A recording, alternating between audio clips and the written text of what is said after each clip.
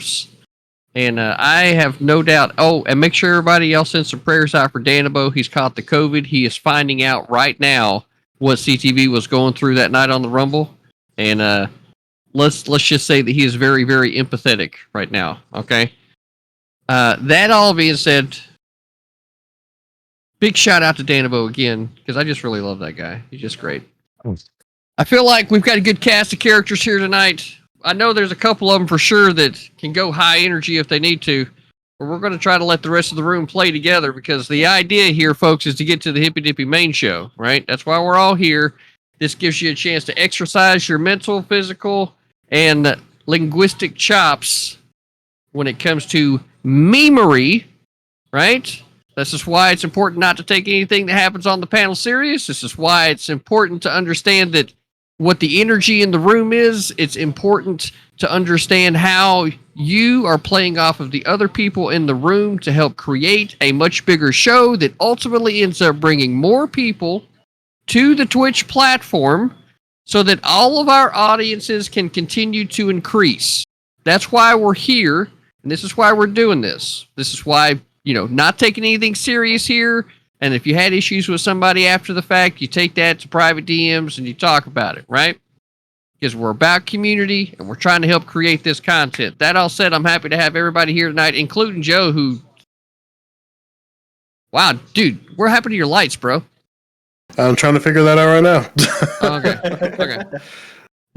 But we got everybody here tonight. I got to feel like this is going to be a good one. Danabo's sure to come up with some good topics, Geek. And I'm just excited, bro. I'm excited. Hell yeah, same. And with that being said, we're going to start with a quick round of intro. Tell people who you are, where they can find you, and everything. So yeah, let's start with Tiberius. Oh, of course. All right. Hello, everyone. My name is Tiberius. I am basically the nerd extraordinaire. I like to talk about all the very specific, detailed things, such as what was in the infrastructure bill and the major infrastructure projects that are coming along with that. I did videos on like the I-11 project and the I-69 project. And if you're interested in that kind of thing, I might be the house for you. I also am an absolute nerd when it comes to sci-fi. And so I just did a massive review on William T. Riker, commander aboard the USS Enterprise in Star Trek The Next Generation. And so if that sounds like your cup of tea, come check out my channel, whether it is on YouTube or Twitch, and let's get started. Thanks for having me, guys. Make it so number one. No Justice, how are you doing? Yeah, I'm doing very, very well. Thanks. How's everyone else doing? You all doing okay? Yeah. Yeah, so my name's No Justice. You can find me at No Justice MTG on all the socials. I'm a leftist Marxist. I stream 7 p.m. GMT. I think that's 2 p.m. EST if my calculations are correct. I talk about news, politics, mostly kind of UK stuff, but I delve into like US politics and the Twitch scene as well. So if that is your interest to you, feel free to check it out. Hell yeah. Listen, it wouldn't be a Hippy Dippy show if I didn't butcher someone's name. So I'm going to try it. Devos? Perfect. You did it. My name is Zathareth. I am a variety streamer. Sometimes I do these panels. Sometimes I do video games. So it's a mixed bag. I'm a lefty, so if that's your jam, come hang out. Hell yeah. Geek, what's my name again? Your name? Yeah, what's my name? Critically Thinking Submarine. Oh yeah, see, we got one fuck up during the show. We had to have at least one, right? He nailed Zanreth, so. Alright, do we need to put you in a home now since you forgot? Okay, I'm kidding. Poor me. Take it away. Wordy, go ahead. Yeah, hi, my name's Wordy. I'm Talk Wordy to me on Discord. I just woke up from a nap. I'm a libertarian socialist. I'm a and prim my brain and calm in my heart. I talk politics. I learned dumb philosophy because my girlfriend makes me, and I ultimately want to debate, and I'm here to try and get on the Hippy Dippy Talk Education Day. I hope it's a fun conversation. Wait, girlfriend? This is a new development. Why was I not informed? Are you distracted from the show? It's introductory statements. because I'm like My that. goodness, Tiberius. I know, I'm terrible. Terrible. All right. Magnetic Rub, how are you doing? Oh, I'm doing fine. The best thing I can say is that Tim knows me a bit, and I'm a dad. I've got 4 kids from 9 to 21. I have been a very progressive Democrat in my early days. I had the chance to meet, some stalwarts of the Democratic Party when I was young. I ended up becoming a centrist Republican. I guess you could say that I'm kind of like hanging out with a Mitt Romney. And I work a day job, and I'm not a boomer. I'm 10 years too young for that, but I'm just kind of your normal up the middle of the runway kind of guy. And I'm happy to join, and I don't know. I guess I'll just be the mainstream guy, for the conversation. But I'm very open to different opinions, and I'm not here to push anybody. Is anybody else internet kicking around him? Yeah. Yep. You're lagging a little bit. I assume he's on a cell phone because of the way his camera's oriented.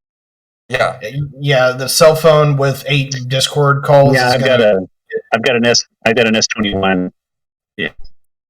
It's not that it doesn't have the processing power, but Can they you hear usually overheat. Yeah, like I can hear you, but you're breaking in and out. Yeah. Oh, I'm sorry. If Yeah, it happens, we might go without webcam or find another way, but yeah.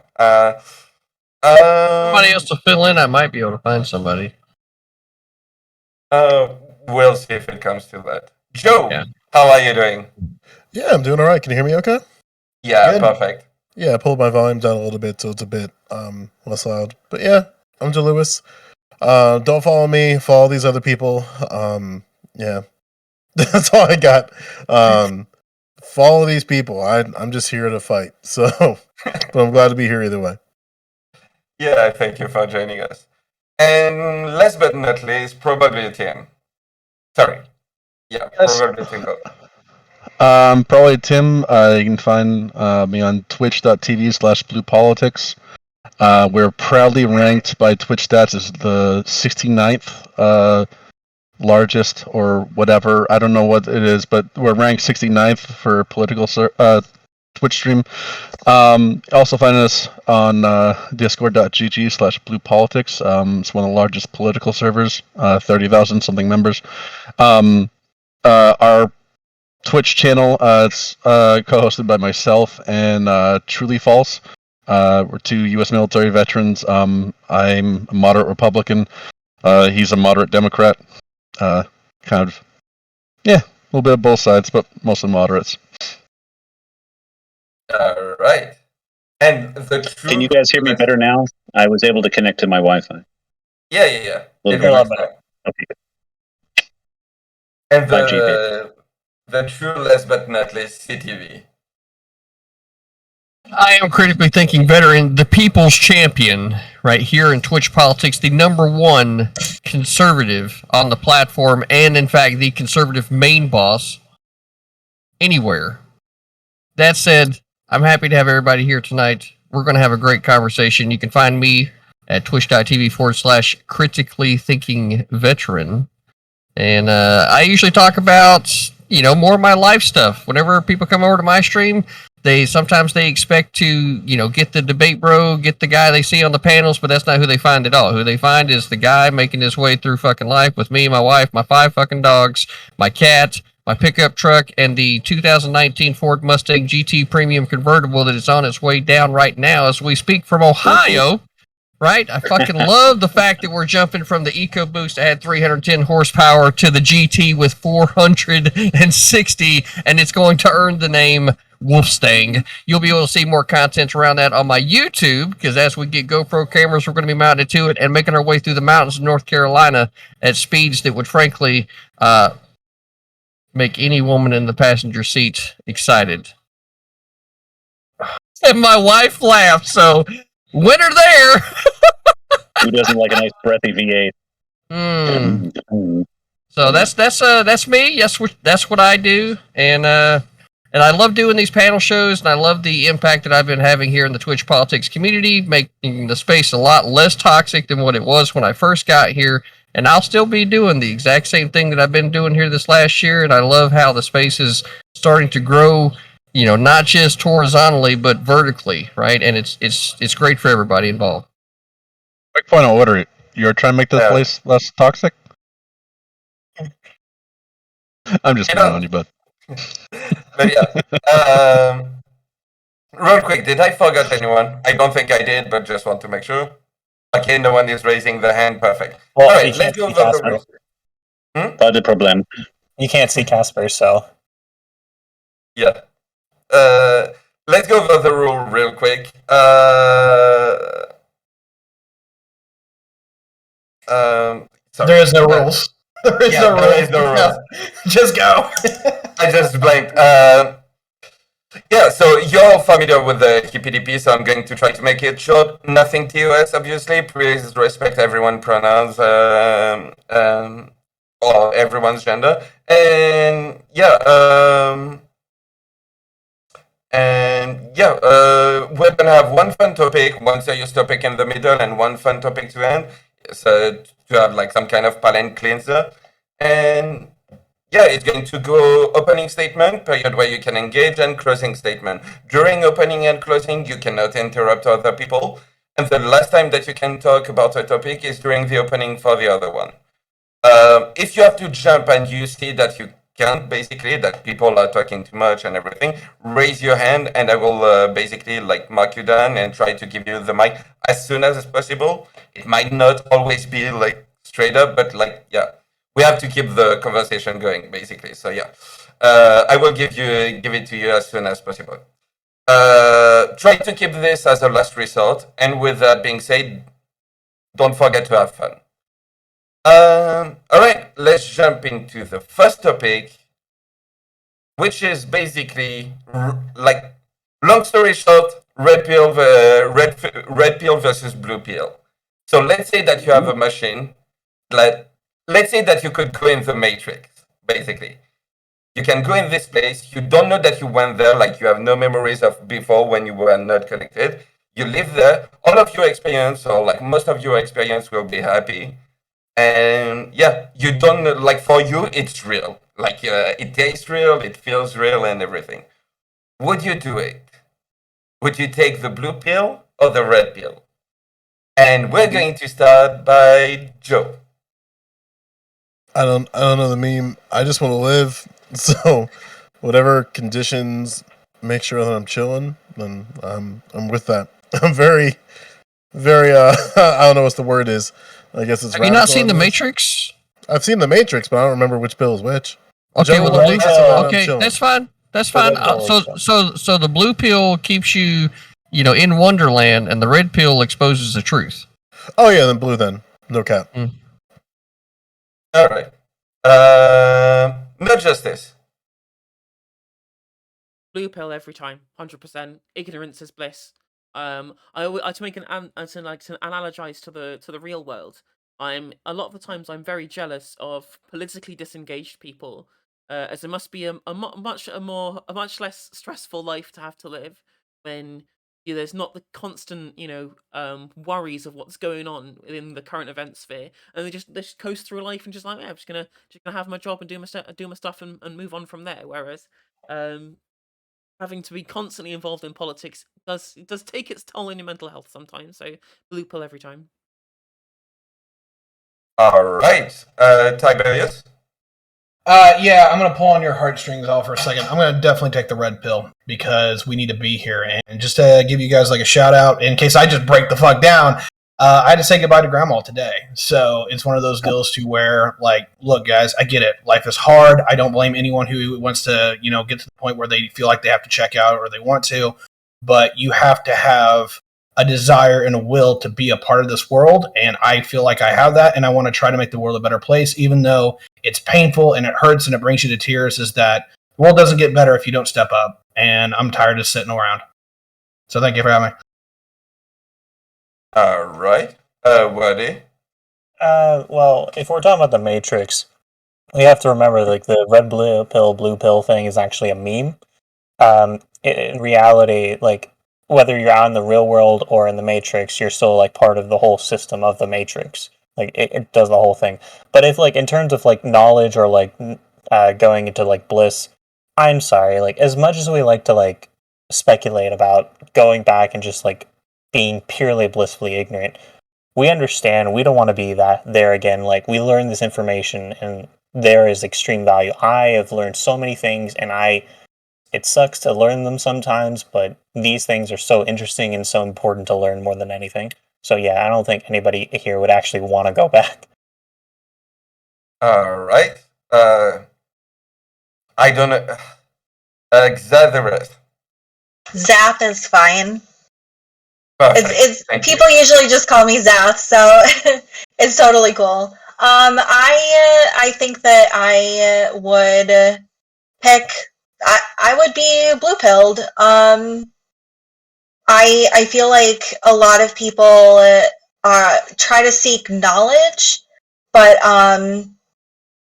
like that's what everybody is focusing on right now in the conversation. But I feel like a lot of people forget that like pain exists outside of that realm. But if I was like given the choice to have a blissful life with everyone that I love, I would choose that every time. There's like no question. All right. Probably Tim. I hope that name doesn't become a tongue twister for anyone. But yeah, so I would definitely take the red pill. Blue pill is pretty enticing, no pain, but pain is what lets you know that it's real, and the only things that have value are going to be things that are real. If you want to take the blue pill, I think they had a show on that a little while back. Was it Breaking Bad? You can take the blue pill, but look, it's not real. It's not going to last. So. All right. Magda Shrub. Hey, well, that incidentally was one of my favorite films when it came out, and I can't wait for the new movie to hit in a couple of weeks. I would say I've been on the red pill for a very long time, and I even give out red pills to other people. So I guess I'm in the deep red on this one. But I suppose I can understand how some people things can get too much for them, and wanting to take a break and wanting to get away, and having a good respite and having a chance to regroup yourself, I think is a wonderful thing. But just try to get back on the red pill if you can. All right. CTV. Well, I think it's important that we discuss what the blue and the red pill mean. The blue pill keeps you enslaved to the system. You'll still feel pain. You'll still feel everything that the system is designed for you to be able to feel. You'll participate, right, with people in the same types of relationships that you have for a long time. The difference here is who's controlling your body. And this is where, philosophically, it becomes hard for me, for anybody that's on the left, to even consider taking the blue pill, considering that a large portion of the arguments that I see from the left have to do with bodily autonomy, right? So why would you not want to control your own body and to have full control of your own bodily autonomy? And the same thing goes on the right, too, especially when it comes to mask mandates. I feel like that any human being that does not wish to be enslaved and have a master, which in this case the Matrix would in fact be, it's incumbent on anyone who's a free-thinking individual to take a red pill and then become a part of the collective to fight back against this master, which is only dominate your life and only allow you to feel the things that they wished for you to feel, rather than you being able to feel and experience life in the manner in which human beings were initially created to do without a master. And with that, I'll turn the floor back over. All right. Real quick, did I forget anyone? Perfect. You can engage. The floor. All right. So if we're going with the thinly veiled metaphor for the left and right, or the Republicans and Democrats, Like, that's something I'll say in a minute, but just remember, in the movie, specifically, Neo realizes that literally it's a lie. Like, you think you're taking the red pill, you think you're, like, gaining freedom. You're not. Like, literally, like, the incarnation that Neo is in there is, like, the sixth incarnation of the Matrix. It repeats itself. It's like this whole idea that you're escaping the system, you're really not. So, like, in terms of the movie, in terms of, like, the Democrats and Republicans... No, it's not absolutely. true. No, it's not true, right? The point here was that there were so many different levels to the Matrix that every time that civilization had gotten to a certain point, the Matrix itself, did what would naturally need to happen if you're trying to control your battery source, which is reduce the number of population of people that had escaped the Matrix and allow that to continue to rebuild and rebuild and rebuild. That way you can continue, because you're going to have people that reject the system regardless, which is entirely what the architect's argument was. Right? And that's how that there was a natural conclusion to Neo being the culmination of the rest of the code that got put together to form the one. Right? No, but the issue that comes is whenever you hear the conversation with the architect, he specifically mentions like it's the sixth incarnation. We've gone through this before. Right. Yeah, like but the problem comes here is not that Neo's like the natural culmination of like being the one. It instead is an argument that you're just a repetition, and this is just the Matrix repeating itself. And that's the function of the one is that, but for everyone else, right? The rest of the collective, right? It's not that they're not recreated every time. It's different people that have formed the collective behind the one as the one comes to fulfill the prophecy, right? Well, it might be better to talk about the Wait. Sorry. One rule I forgot to precise. Super important rule. When I speak, it's to moderate. I'm not here to chime in or give my opinion. I will strictly moderate. I just wanted to precise one thing. I phrased it into red pill versus blue pill because it's I think an analogy that everyone gets, but the main topic was more about if you could choose ignorance, we're kind of laying out we're just laying out the platform, kind of building the foundation of it. We got an hour, geek. Yeah, so if to specifically say, the problem that comes is in terms of Neo, when you hear the conversation, it's not just these people who are rejecting. It instead is kind of like the Matrix allowing this just so it can manage the population better. That's what I said. Yeah, but that's the whole argument that I'm making is we're just stuck in the Matrix again. We may not be in the specific computer Matrix, but the Matrix as the system, is the entire overarching narrative. Well, but the fact of the matter is that being able to escape outside of the actual system of control through the fucking all the shit they stick in your body, right? And you're locked in this little fucking glow tube or whatever you want to call it, right? You actually have freedom in the world that is the aftermath of the rise of AI, right? And if you're ever going to get there's two things that would need to happen in order to be able to get outside of that. One, the climate on the planet itself would need to change in order to better foster human life on the surface, right? And then two, you'd have to be able to have enough population to be able to start to rebuild civilization in such a way to where it starts moving from that point. So that's where the books didn't really go in, or the movies didn't go into how global the Matrix network was. So I can only assume that maybe it's localized to this particular area, considering loss of they darkened the skies with nuclear weapons. But you're outside of the Matrix's actual control, and the only thing that's controlling you then is just simply the environment of the aftermath of the rise of the machines, if you will. I want to parse it. I want to parse this out for just a second. No, that's fine, Birdie, because I'm going to split the difference here. What CTV is going with is the point of movie one, and that is, will you take the lie over the reality? And that's more what the question is, and I'm going to take the reality, even if the reality fucking sucks. On the other side of that, what Wardy's going at is actually the point of movie 3, and if you guys have watched Loki recently, is the point of that series as well. What if reality is so fucked up, you would rather prefer the illusion anyway, because you're stuck in an infinite loop that is literally 99.9% of existence has to suffer for 0.1% of to thrive in any way, shape, or form. And that's actually the entire point of Revolutions and Loki, of those two series, is that when you have that choice, when you look at it on the grand scheme of things, and that is the sacrifices that you have to make, is the reality worth accepting. And it's a really nice way to square that circle or to finish the loop in the regards that what happens if the choice you made was wrong.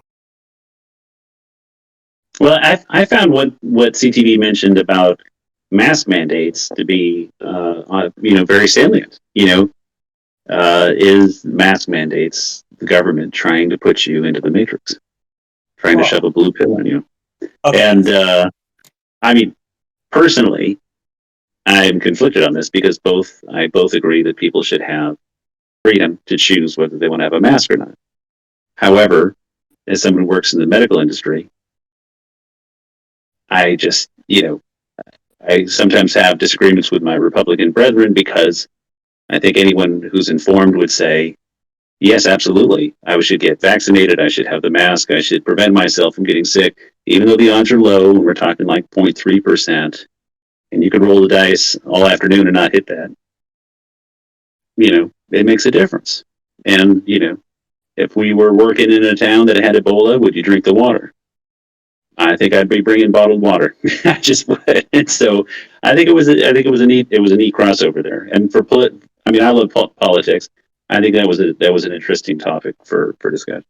The frustration for me that comes with in terms of these narratives of being in the mass mandates, the frustration for me is when you make the whole argument of being in the matrix and everything, the best analogy is just we've seen the politicization of these issues, wearing masks and everything, and how people are explicitly against it. In normal circumstances, if there wasn't a significant illness around, then mass mandates, whatever.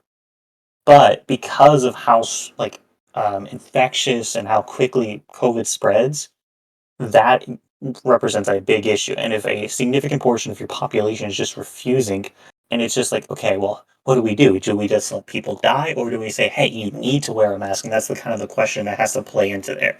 And the frustration I have with this whole entire movement against COVID, the vaccine, and all that stuff is the specific. It's they've not even taken any red pill. They've just been the whole argument is they've been blue pilled into stupidity, and that's the frustration more than anything. Is when you talk about taking the red pill, and every belief that you take kind of descends from there. It's literally just you're just falling into conspiracy, and you're not actually engaging in free thought.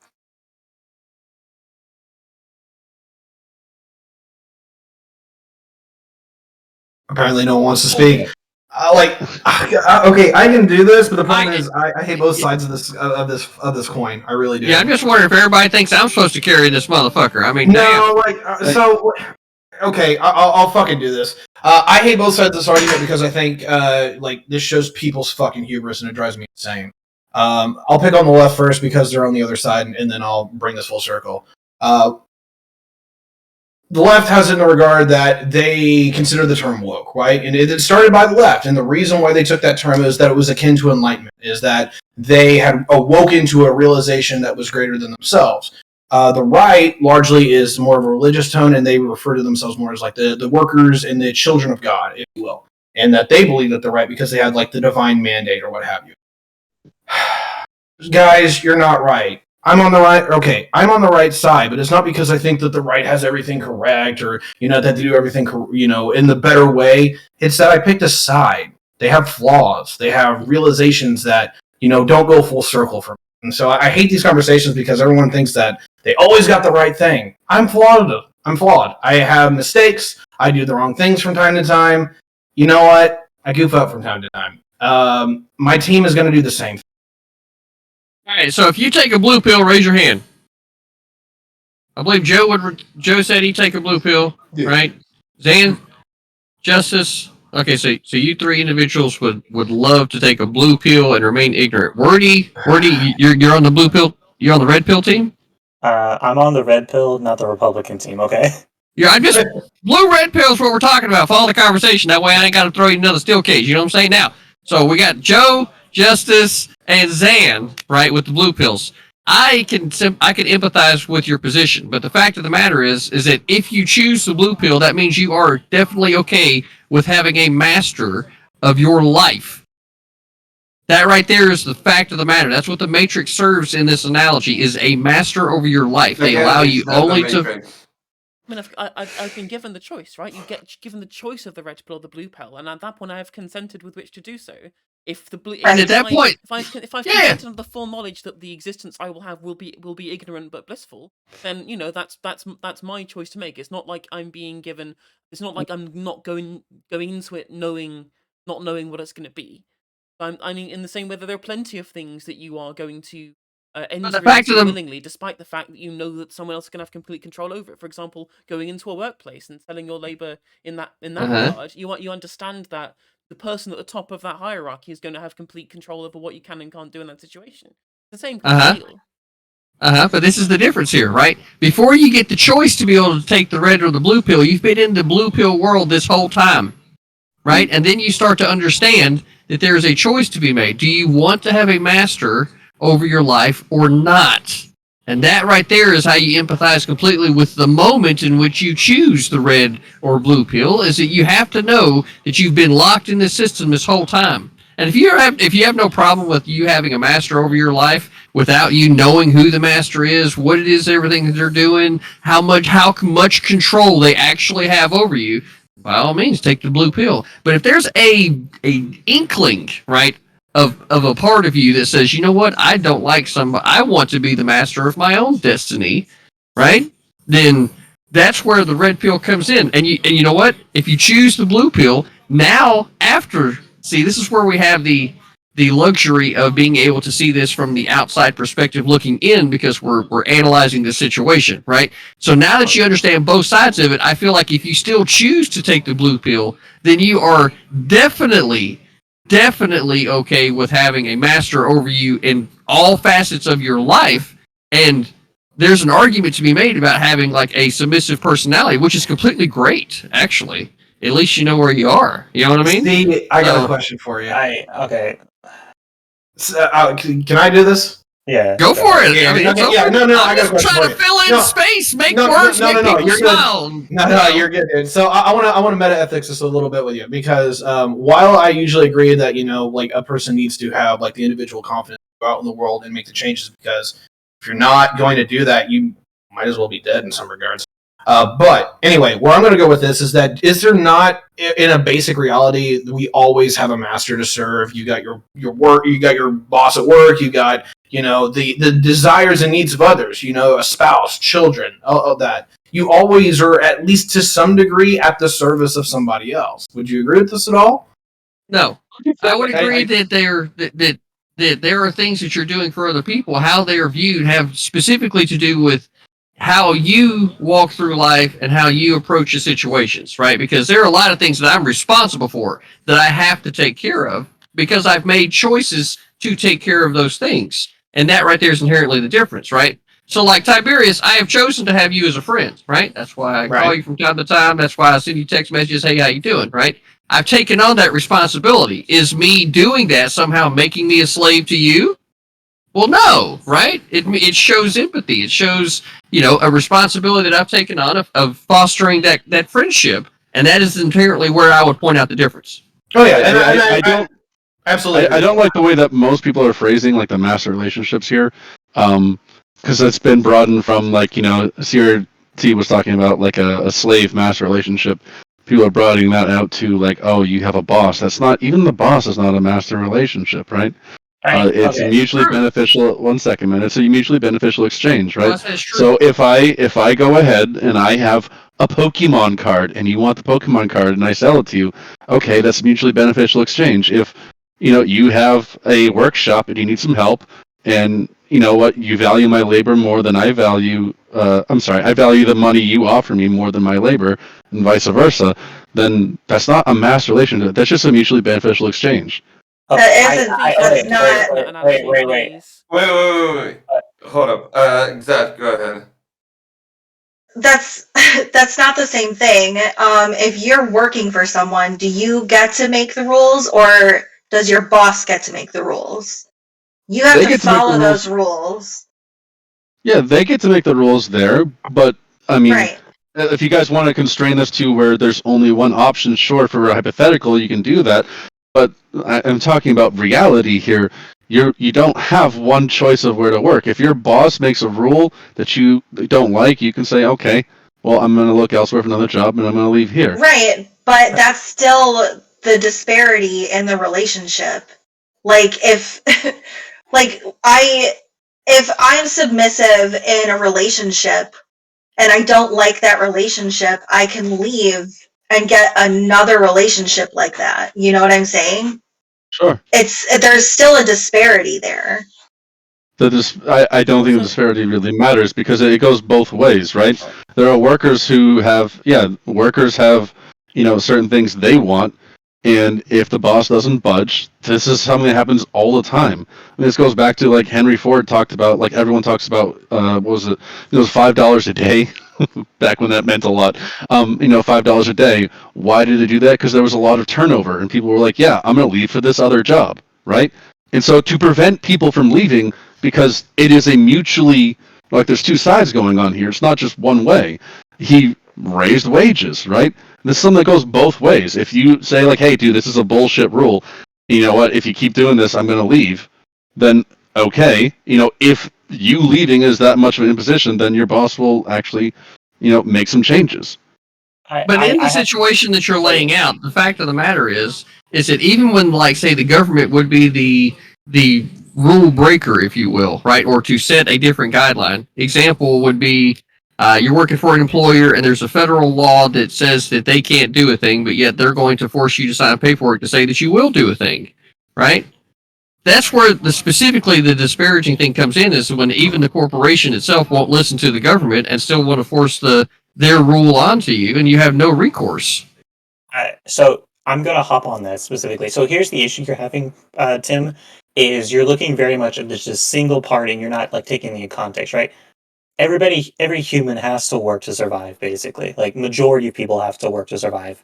And the problem that comes is, like, a lot of our things in life are just privatized, right? They're like, you have to pay money in order to survive, and you see that what happens is, like, it's the idea of coercion and hierarchy, where you're driven to work for a person as a need to survive. You are on your own, and compared to like your boss, you have a lot less negotiating power than they do. And in theory, you can leave, and you always have that option. But the problem comes is, like, your option is significantly constrained, and so that's why you kind of like erect like the slave master dialectic, is like your options are extremely limited. But I also do want to say, like, just one thing philosophically.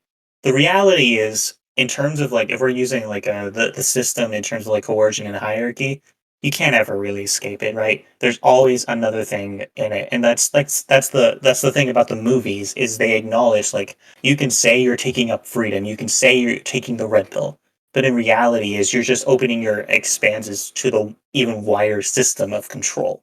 And that's just existence itself. You have Okay. to eat to survive. You have to drink to survive. You have to clothe yourself. The issue I have with this is that, yes, we live in a society, right? But the reason why these kinds of work relationships exist isn't because you actually have no choice. You do have a choice. It's just that the other choice is not as good. You can live, without this kind of work relationship. It just isn't a good one, right? You could go off the grid, right? Sustain yourself, right? And if you don't have income, guess what? Like, a lot of people forget this. You don't need to pay taxes if you don't have income, right? If you're living off the grid, in some humble means, like, you don't owe taxes. You can get what you need to survive. But that's pretty crummy, right? I could work for even just based on that, I could instead work for $15 an hour doing some menial labor and live a much better life. So people do that, right? The idea that, like, oh, you have to work, like, yes, you have to work, right? I don't see why this is really relevant, or why this creates a master-slave relationship, right? It's Here's silly. the issue. Well, here's the issue: is you look at, like, if you could theoretically, like, run off to the woods, you don't know whose land you're going to be stepping on. You could be like a corporation owning the land. You could, like, step on somebody else's private property, and the issue is, like, your movement itself is extremely constrained, because, like, either the government's going to, like, regulate you in whatever behavior you're going to do. If you're, like, homeless, you're going to be, like, moved around and kicked around and everything by the cops or something. But if you're, like, deciding to, like, just fucking just run around, your ability to move around is very much constrained by how much access to resources you have. And so this is, like, this whole argument of, like, you can just, like, run into the woods, because in the reality is that's not a life, really. And that's why you have to do this other thing. No, it's just a shitty option, right? it's a possibility, but it's a shitty option, so we just set it aside because it's a shitty option, right? It's This is not clearly, it's not actually an option. You can't just run into the woods. Who the fuck owns that property? The government owns all of the land. So you can't just like fucking post up wherever you feel like it and be like, fuck everything. You have to you still have to buy that property from the government. We live in a post-enclosure society anyway. Like, not all of the land is even owned by the government. Vast majority of vast swathes of the land, is owned by private interests. Right? You can't just go out and just use it willy nilly. You can't just have access to those resources by default. Right? You're still coerced by the bits of society in which have been privatized in that way, or which have ownership on with those demands. Like, you have to acquiesce at some point that level of coercion in the first place, which again goes back into the master-slave dialectic to start with. I don't know. I think it's literally, I from the get-go said it's a shitty option, right? I'm not arguing it's not a shitty option, but my gosh, guys, if you grab a tent and go off live in a federal forest, like, yeah, the worst that's gonna happen is the the forest ranger? Yeah, they'll kick you out. So you move to another part of the forest. It's still going to be a shitty option, but it's not going to be good. That's not an option. Why did you even bother moving though? A nice comfy tiny house with solar and some way to capture water. Good place to go with the but also, why are we trying to act like if we get caught in a national forest by a park ranger, he's going to make it back to his family after he catches us? Like, come on, man, that fucker's gonna go missing too. Whoa! Yeah, you can stop that shit right now. I'm just saying. Like, what are you gonna do? You gonna convince him like, oh, I'm definitely gonna leave and come back, or are you gonna make sure that he's never gonna make it back to his family? And have to find this is gonna be one of the few times. This is gonna be one of the few times in Red Dead Redemption. Look, I'm being real, right? Let's take it to Red Dead Redemption, right? Imagine. Look, the reality here is Joe is fucking spot the fuck on, right? Oh, shut up! That's the only way. That's the only way you're going to be able to ensure that motherfuckers don't find out where you're at. Oh my god, that was bait and you went down it. Stop it. I'm muting people. I don't care. We jumped from like joke to like, you know what? That might be a good idea. So no. Look, hold on. Slow down. Right? Because, listen, if you're trying to stay outside of the system of control, you can't let the agent, right, find out where you're at, because then they'll be able to fucking block up the walls, close your ass in, and then you can't get out. We saw that happen in the fucking movie, right? This is why I wanted to make sure we had a movie, something relevant to be able to point to. But Joe's spot on here. You don't want anybody finding out where the fuck you're at, because everybody else would also be a part of this system of control. Right? I'm not going down this hole, but I'll go down a softer route. I'll go down a softer route and pose a question. Like, because I learned, like, if there's one thing that Joe Goldberg taught me, is that sometimes you gotta weigh out your options. So, like, hypothetically speaking, right? You commit a crime, you're the only person that knows you committed that crime. Only person. And then, let's say in a point of hubris or weakness, you disclose that information to your partner, and then your partner definitely is giving you that I'm calling 911 vibes. Like, what do you do in those situations? Like, I would argue in the forest situation, if a park ranger finds me, that's cool. I get another friend. Yes, it's like, I'm not saying that I'm going to disconnect his Xbox Live subscription. I'm just saying you can keep your subscription. You just have to play games with me. That's all. Great analogy. I've got to ask. Okay, one at a time. And after that, I think we're going to go into closing statement because, Devos, go ahead. Yeah, okay, I got to peg Morty on this one. So, metaphors. Can I use Loki, or do I need to use Matrix 3? Because stick with Matrix. I haven't watched it yet. Okay, fair enough. So, the point of Matrix 3, right, is that more likely than not, it's an infinite loop. Even if Neo, does all the things that he's supposed to do, is that he breaks the Matrix and eventually everything goes to shit again, and then the Matrix reboots itself, right? So here's the problem. I get where you're at, where it's just basically, you know what, the end is nigh. It doesn't really matter, so take the damn blue pill. The question, you have to ask yourself, and I think this is the entire methodology, and this is where Loki gets this a little bit better, is that do you break the system anyway, even with the possibility that it resets itself to try to make a different end?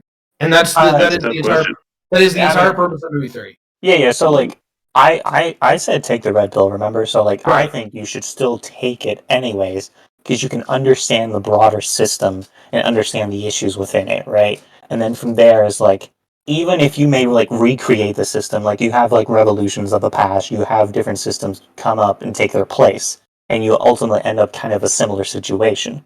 You do still have a market change, but the system, you still have to understand you're just repeating the process. Like kind of like the doomerism a little bit is like you're stuck to it, but it's different in a way. And I think that's what matters more than anything. Freedom doesn't really exist, but instead changing the system to kind of confer more options instead of like freedom from a system. Yeah, but this is where like you have to get to outside of the system. Getting outside of the matrix meant going to Zion, right? So the question here is where is Zion? Because I mean, you've laid out a lot of great examples of how the government owns all the land. Is there land somewhere that the government doesn't own? If you buy your own lands, right? Do you actually get outside of that system? Do you at least gain some, a marginal amount of your freedom back on your own property? That's where the laws of the government actually matter. And that's why having a government that protects property rights, right, not only from other individuals, but also from the government itself becomes, pretty important. So it seems like that the United States is one of the best countries in the world when it comes to defending property rights and stuff. So I would argue that the United States' government does more to red pill, right, and get people to land ownership where they can actually have the kind of freedom that, can be had in this system because the world is global and the only way that you get to that level of freedom is with government help. You've got to have something happening, but that's the only way you get there. Unless, of course, you're living out on the ship and unless you're on some type of like ship out in international waters, you know what I mean? Well, here is the issue, CCV, is like for you to have property rights isn't contingent upon the ability of the state to enforce those property rights. Or like, yourself. Well, potentially, but if enough people are trying to like take over your property, you can't effectively defend it without the state like intervening. And here's the thing is like whatever freedom you may have is still like depending upon them. So you're just repeating it again. And like we look at like the third movie of The Matrix, right? At the very end when Neo connects in again and you see he's in the real world and he sees the code. And like that's the whole metaphor is it just repeats itself. It's again and it's again and it's again. You don't ever escape it. You instead affect it. And that's just kind of the whole like movies themselves. And with that being said, we're going to go into closing statement for this topic. Try to make it short. We're already delayed. My fault on that. But let's start with Tiberius. Oh, of course. Stop going after me first, damn it. No, I'm kidding. So I think I laid out my points pretty clearly, is that even if the fight is uphill, it's worth having the fight, because if there is any inclination in your mind that reality is not, like, it's going to eat at your soul, and it will eventually poison you and make it all worth nothing. So yeah, I'm definitely going to go with the red pill, is that even if life sucks, but you have the ability to try to make it better, definitely go with that choice. All right. Joe. Yeah, I'm very disappointed. I don't know why you guys push back so hard on my park statement. It seems like a very simple thing. Like, don't you want friends if you're going to live off the grid? Like, that seems like a very simple thing. I just have ethics questions. Like, I don't necessarily think that if somebody offered me both pills, that both pills are actually the best representation of what they're offering. Like, I could see a situation where the red pill is just a manifestation of what the real world is, but still in a social, like a socially constructed situation. So basically, it's the same thing as taking the blue pill, but now you just get to see what's on the outside.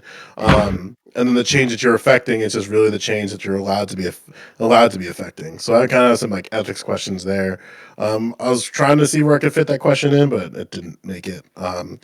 Because I'm not necessarily convinced if somebody offered me a red pill and a blue pill that the red pill actually was real in the first place. All right. Sorry, give me a sec. I'm going to throw it to Tim. So yeah, I'm not sure we really got much into the red pill, blue pill. We seem to jump to other stuff as far as I'm seeing it. But yeah, like I still think you should go for the red pill because it's what's real. The only whatever the purpose is in life, it's whatever gives you meaning. And if it's not real, it has no real meaning, right? So yeah, red pill. All right, Zach. Blue pill all day, every day. I would love to spend a lifetime happy with the people that I love. And I mean, if that was what was waiting for me on the other side was like end of the world apocalyptic shit, I pass. All right. Woody. Yeah. You watch the movies long enough, and you kind of just understand. Like, this is like an example is like my development of politics, right? I was an ANCOM for a while. I called myself a libertarian socialist, where I thought like you could truly bring about the anarchist society. And at the end of the day, you understand this is an ideal. It's not an ideal not worth pursuing because at the end of the day, things don't have like real meaning unless we give them meaning. And so I choose to give meaning to like helping others and like understanding the world around me so I can better affect change. And that at the end of the day, even if I may be constrained by whatever things I live in, at the end of the day, it's trying to help people. And I think that's what matters more than anything is understanding and changing, even if we are stuck within it. All right. No justice. Yeah, I don't see anything. I don't place any kind of edifying nature to the idea of struggle in general. I think that regardless of how noble it might be to want to engage in that struggle, and I do agree once you are well aware of what that struggle would entail, it should be something that you should engage with. But to be able to live outside of that, I feel like there is a lot of utility to just the personal level of happiness, which I think is in general what most people actually want to live, be happy rather than to. I don't see any. I don't feel like I have any kind of axiomatic belief in seeking meaning. For example, so yeah, I'm still blue pill. All right. Magda Dishrub. Well, I think if you're very concerned with the form of government that might be in place, if you take the red pill and you like the government you're in with the blue pill, that you should take the red pill, cut it in half, and drain it down the toilet. But if you're ready for a change and you're going to rock it and you're going to get your homestead, you should definitely suck up that red pill. All right. Who did I forget? Shotgun that pill. All right. CTV, take it away. As we're adding some VIPs to the Wolf's Den over here. One of them being Dario. You might know that guy? I don't know that guy either. Yeah, I debated him on the Infrared Showdown. Yeah, so Dario's we had to ask the 8-ball, of course, whether or not he should be, and the 8-ball said yes, and SOV_Thor both just got added as VIPs. You know why? Because they took the red pill, right? Has to be. They took the red pill, right? They don't want, to be tyrannically controlled over their lives. They want to have as much freedom as they possibly can in this world. There's always going to be limited resources. There's always, be it time, food, energy, etc. But being able to make your own decisions about how you expend your own resources and not having your resources be exploited by someone without your consent is exactly where we find ourselves in this argument. So, as I said before, if you take the blue pill and remain ignorant, then you're okay with being a slave. If you want the red pill, then that is your, say, stepping stone to controlling your life. And while there can be submissiveness to this thing, the reality is that a submissive person can control their own life in every regard and make the choices to be submissive when they so wish. So it doesn't come down to dominant and submissive personality traits. It just comes down to free will and that individual exerting themselves on the world stage. I'm glad you're a socialist now. Wow. All right. It's not With that being fair. said, just to make sure, did I forget anyone? Perfect. He's still just salty Kelly- because he Kelly got fucked up in a Leduzian, steel cage. That's all Sujay. it is. Hey man, I gotta tease you anyways, you know. Monsieur, But Kelly, Kelly Leduzian Sujet. yeah, we're going to get to it. Before going into the next topic, I just wanted to say follow our wonderful panelists, follow everyone on this panel. And yeah, also big shout out to Danabo for putting all of this together. He's doing a wonderful work behind the scene. So yeah, and he's sick right now. He couldn't make it and be here to help and everything. But yeah, keep him in your thoughts. And yeah, and thank you everyone right here for being here. And let's jump into the next topic, which is all right. Education. Should we eliminate student loan debt? Should colleges offer free tuition? Should the US have a national curriculum? Should schools be public or private? There's a lot of question packed in this topic, so yeah, take it wherever you want. And I'm going to start with that with Joe. Should we cancel loan debt? No. Should it be public or private schools? A hybrid of the two. And then the other one was about free tuition. No. All these things have a lot of problems that are kind of like coupled with each other. While I do agree that canceling student debt, in this case federal debt, would be a good thing, we would have to be very specific about what we are canceling and be very specific about what the argument is why we're canceling it.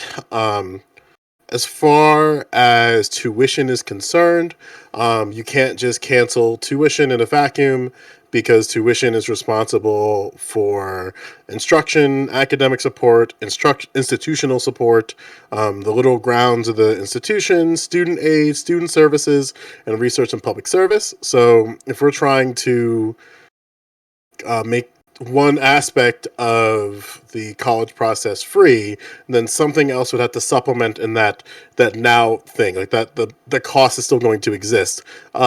So like free tuition in a vacuum would make costs of other things unintentionally go up. And then finally, when it just comes to like public and private, both have their purposes and both have their functions. We'd have to go pretty much line by line and see like which different subjects have a more expansive curriculum and educational environment in a private environment versus a public environment. So we'll see what happens.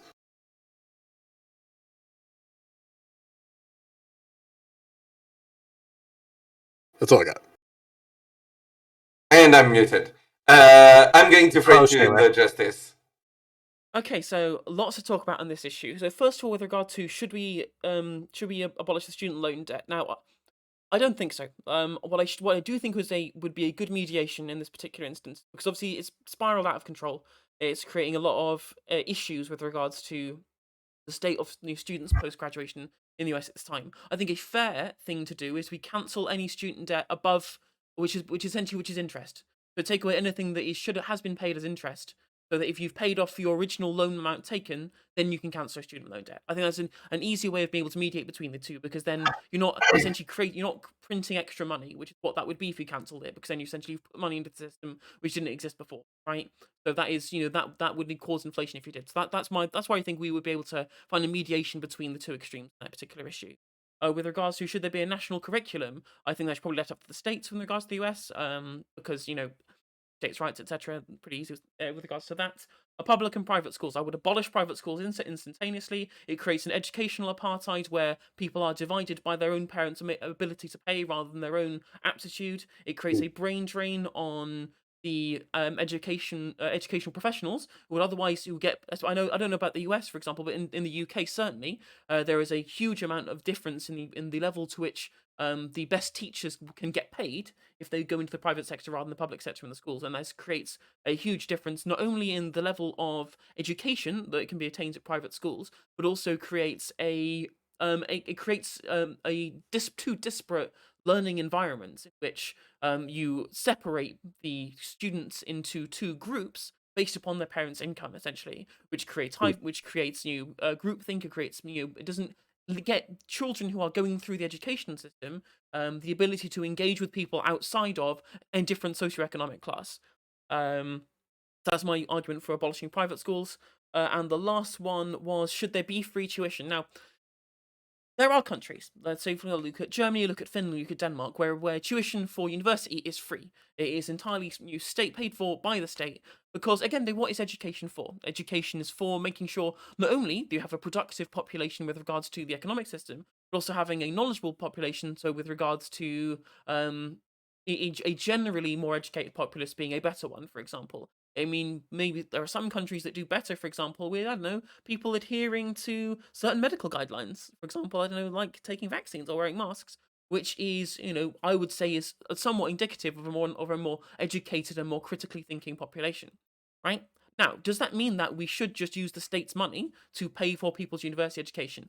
I don't necessarily think that it should. I think that these countries have seen success with this, whereas in the UK, these tuition fees are capped for everywhere. It doesn't matter whether you go to fucking some random place in the middle of nowhere, Oxford and Cambridge, you still pay £9,200 in worth of fees, and that's capped. And it turns out, when I was looking at the studies regarding this, that the fact there is tuition fees gives the universities enough budget to be able to then give bursaries out to people who come from low-income backgrounds. So actually, in Scotland, where there are lower fees, there's actually fewer people from lower disadvantaged backgrounds who attend university. So it's an interesting thing there. The problem with the loans in as they are and to pay for tuition is that because there is interest, it makes poorer people pay more for their education. And I think that is a regressive way of paying for it. But I'm open to arguments both for and against tuition fees in my regard, and I yield the balance of my time. All right, I'm going to try to. Sorry, I'm always forgetting your name. Magda Dishrub. Okay, let me go next because one of my children is going to ask for my help on something. So please pick someone else up right back. Let me know when you're back. Xat. Should we eliminate student loan debt? Yes, absolutely. Should tuition for college be free?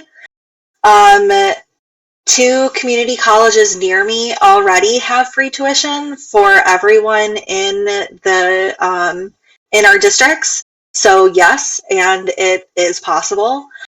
Should we have a national curriculum? Absolutely. I think we should have a national curriculum so that we are all on the same learning curve. I don't think that it should be localized. I think everyone should have to learn some basic fundamentals to be a fucking adult. But I also think that a lot of that needs to change. What we're teaching for those things, and public or private education, I think that there's room for both. But I would really, really love to see more secular options for private schools. All right. I'm going to throw to Wordy. I'm going to personally steer a little away from in terms of like student debt because I just don't know that much. I'd be curious to see what studies you're referring to later, No Justice, but I'm just going to stay away from that. The issue with private schools is it's like almost an analogy of a means tested program, right? Is only a certain group of people are likely to attend these programs, and because of that, it kind of like creates an issue in like what either groups who are more like economically organized, like you see either like typically like religious people like are organizing and like putting in, and there's also issue with like in terms of like getting funding for schools. Like some private schools still do get public funding, and that creates an issue. Is like, well, you're supposed to be a private school, you're supposed to be dependent on your own funds, but you're still getting funds from like the government. So then you're still not like being constrained to like their maybe I don't know to what degree, but you're not necessarily getting requirements for education, and that's like the complicated aspect of it because you can't necessarily ensure consistency in an educational standard for like private schools. Is like we need people to be able to like be understand things like evolution's real, all these things, like just like these facts of reality.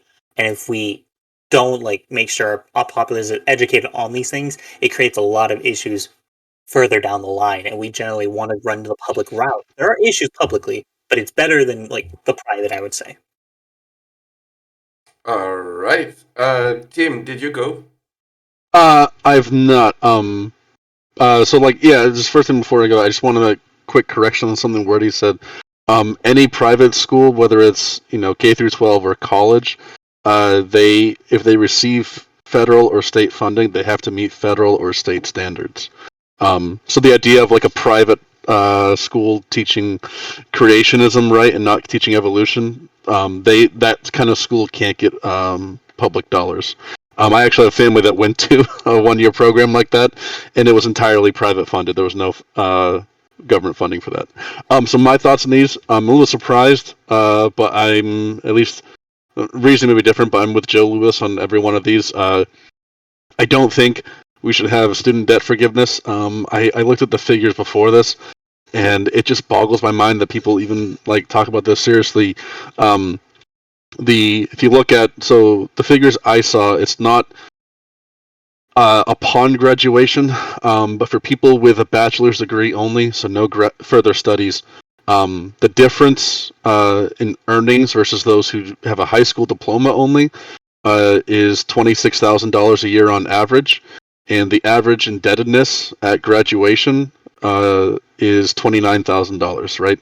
So on average, you're going to take $29,000 of student debt to, throughout your lifetime, increase your annual income by $26,000. And I just am baffled that we have like this idea, like that student debt is oppressive for that reason. If someone has well above that, it's because of their own choices, right? If you decided to take a lot of debt to get whatever degree you're not finding any fruitful end in, either you have some horrible injury, in which case we have public programs to help with that, or you just you did something because you love it, which is fine, but we shouldn't be subsidizing you doing something expensive just because you love it. It's a value proposition. People make money with their degrees, and it's an easy value proposition. $29,000 for student debt on average to get a $26,000 increase in annual income. It's a very easy solution. Value proposition, and you don't need people to help out to make that even better. As far as public-private, I think the system we have now is perfectly fine. Have both. If it's private, it's privately funded, and then if they meet state, federal standards, then they can get state, federal funds. We're talking about like students with Pell Grants, federal loans, and whatnot. I think that's perfectly fine. I don't think there's a major issue with how it affects I hear this all the time, the idea that private schools are just for the rich. I went to a private high school and a private college, and I almost dirt fucking poor. It's not like that. It's just a myth. I don't know why so many people believe it. Just speaking of like the private college I went to, most people were like me. They grew up in below average households, like as far as income. They didn't grow up rich. And the private schools usually... Oh, okay. I'll close up there. Yeah. All right, perfect. Tiberius. Yeah, so I'll rapid fire these as quick as I can get through them real quick. Eliminating student loan, just no. Look, I get the benefits of that, but I think the last time I checked, it's $2 trillion to wipe that bastard out. I get why that's absolutely a problem, but you know what the rules were. I have my own student loans, and don't get me wrong, they're a bastard to pay for, but I took on that responsibility. I signed on the dotted line. I'm going to deal with that under my own prerogative. I'm going to do tuition and public versus private in one, or all in one. I think actually I'm going to go with the public, and the reason why is largely from what No Justice hit. I do think it does cause massive separations in educational outcomes. And I've seen it particularly within, not only within public-private separations, but even within public-public separations. We have got to get off the property tax standard. It's not working for people. You've got one neighborhood that is absolutely kicking ass and has a great school, but the neighborhood right next to it, because it's poor, is not even getting the bare basic funding, and the state is only going to give them certain amounts to largely not even the scales. The system is absolutely failing a lot of students that could really be lifted out of poverty. In fact, it's the ones that usually need to be lifted out of poverty. They're the ones that are not getting the education that they need. And then, should there be a national curriculum? Yes. I argue with my fellow conservatives on this one a lot, or my fellow right-wingers at least on this a lot, is that we need to be in the fight. We need to be there with Democrats to make a common core, a common staple for our education system. Yeah, you're probably going to have to give up creationism, but we're not going to get CRT in our fucking schools, so I'm 100% okay with making that trade. All right. I'm going to throw it to Magdalena. Thank you so much. I think education was something that I've been a little politically active on in the past, and I personally, as more of a fiscal conservative, I think that the student loan debt is a massive problem. It is going to create financial delay for an entire generation of people. The $2 trillion isn't going away. I think, number one, people should be able to declare bankruptcy, and that bankruptcy should be able to absolve you from student debt in the United States. In Europe, I believe they do a very good job of testing people and qualifying them for programs and making sure they're really going to do something before the state gets behind you and pays for your education. Here in the United States, anybody can pick anything, and a lot of schools will let you in and let you go and get yourself massively in debt every year. And while the average was mentioned, I think there's people that are literally scooping $50,000 a year into school debt, and to me, that's horrendous. And so, honestly, in terms of K through 12, I've had 3 students that have gone straight public, and they're all, either college bound or in college and doing well.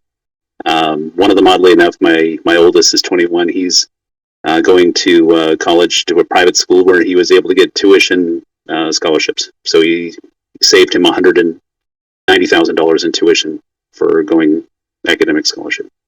But would a public school have given him that? Maybe not. But to me, the most enormous thing is that I think is probably the most current issue is that schools have got to get back to connecting with industry and actually training to what industry needs.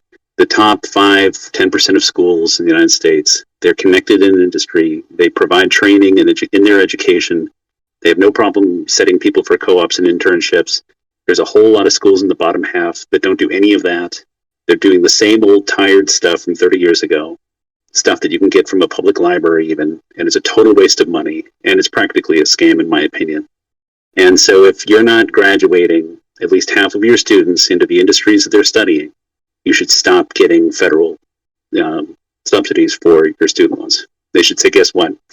You just got to borrow with your own money, because these schools are not giving anyone a service. They're destroying them financially.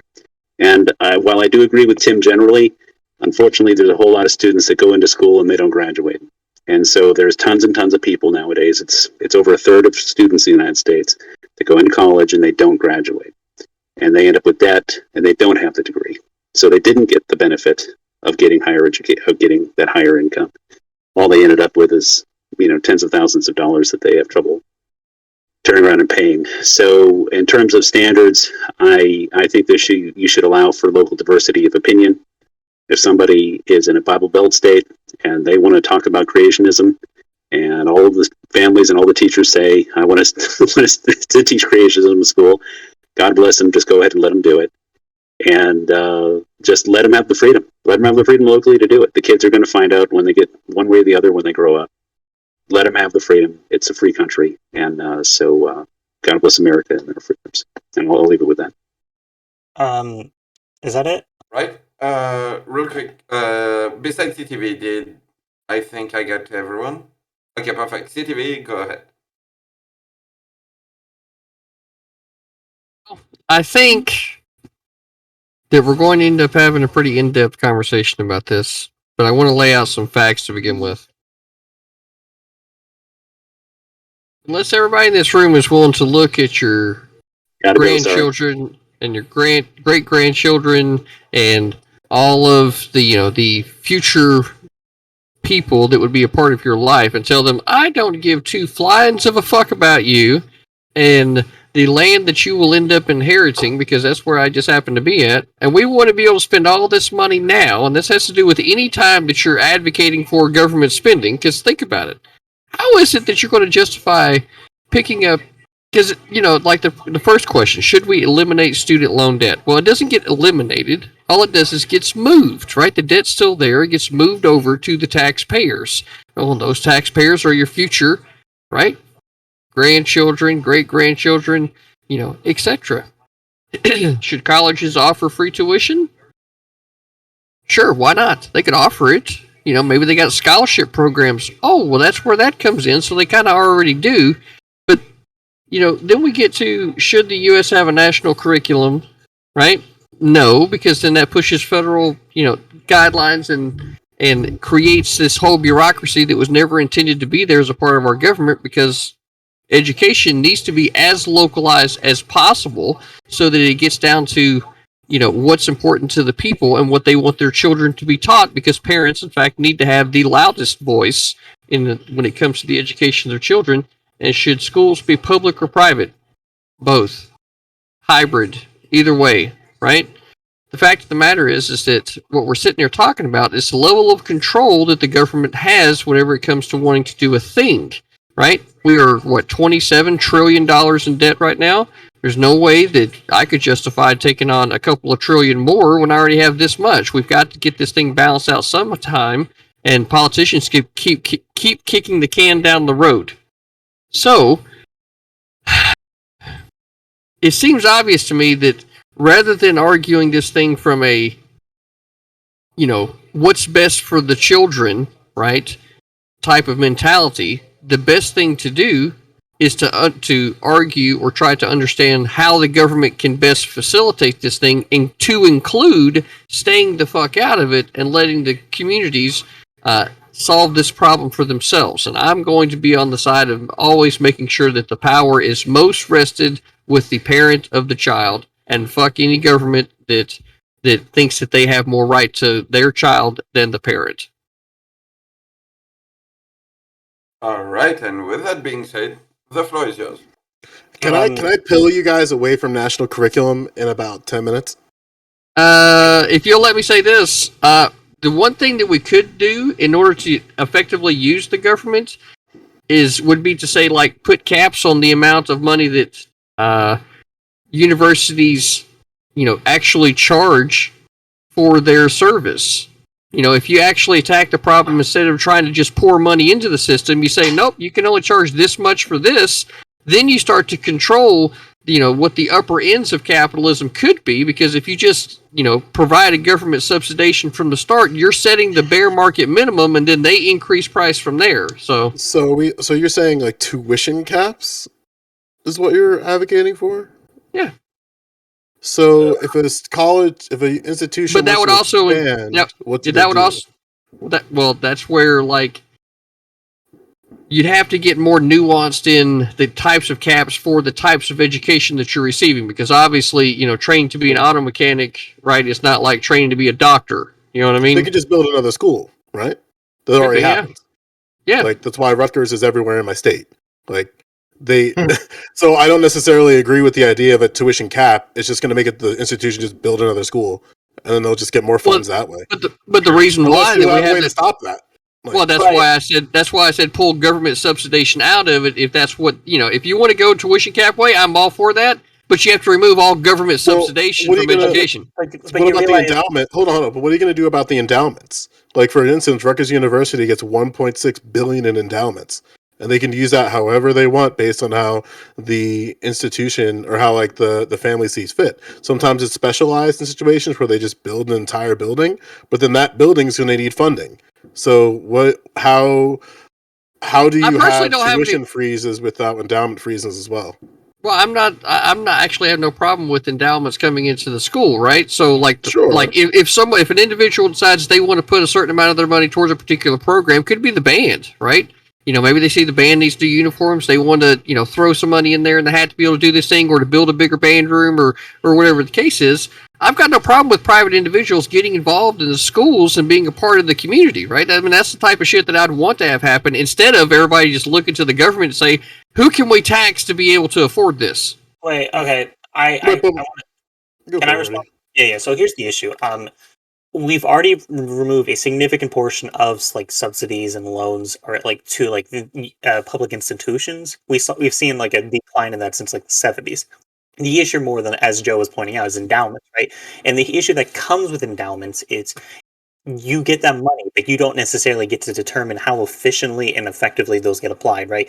Like in my university, University of Arkansas Fayetteville, there's an issue is a majority of the endowments are going to be like going towards like building up the stadiums and everything, but that money never goes back into the university to help the students.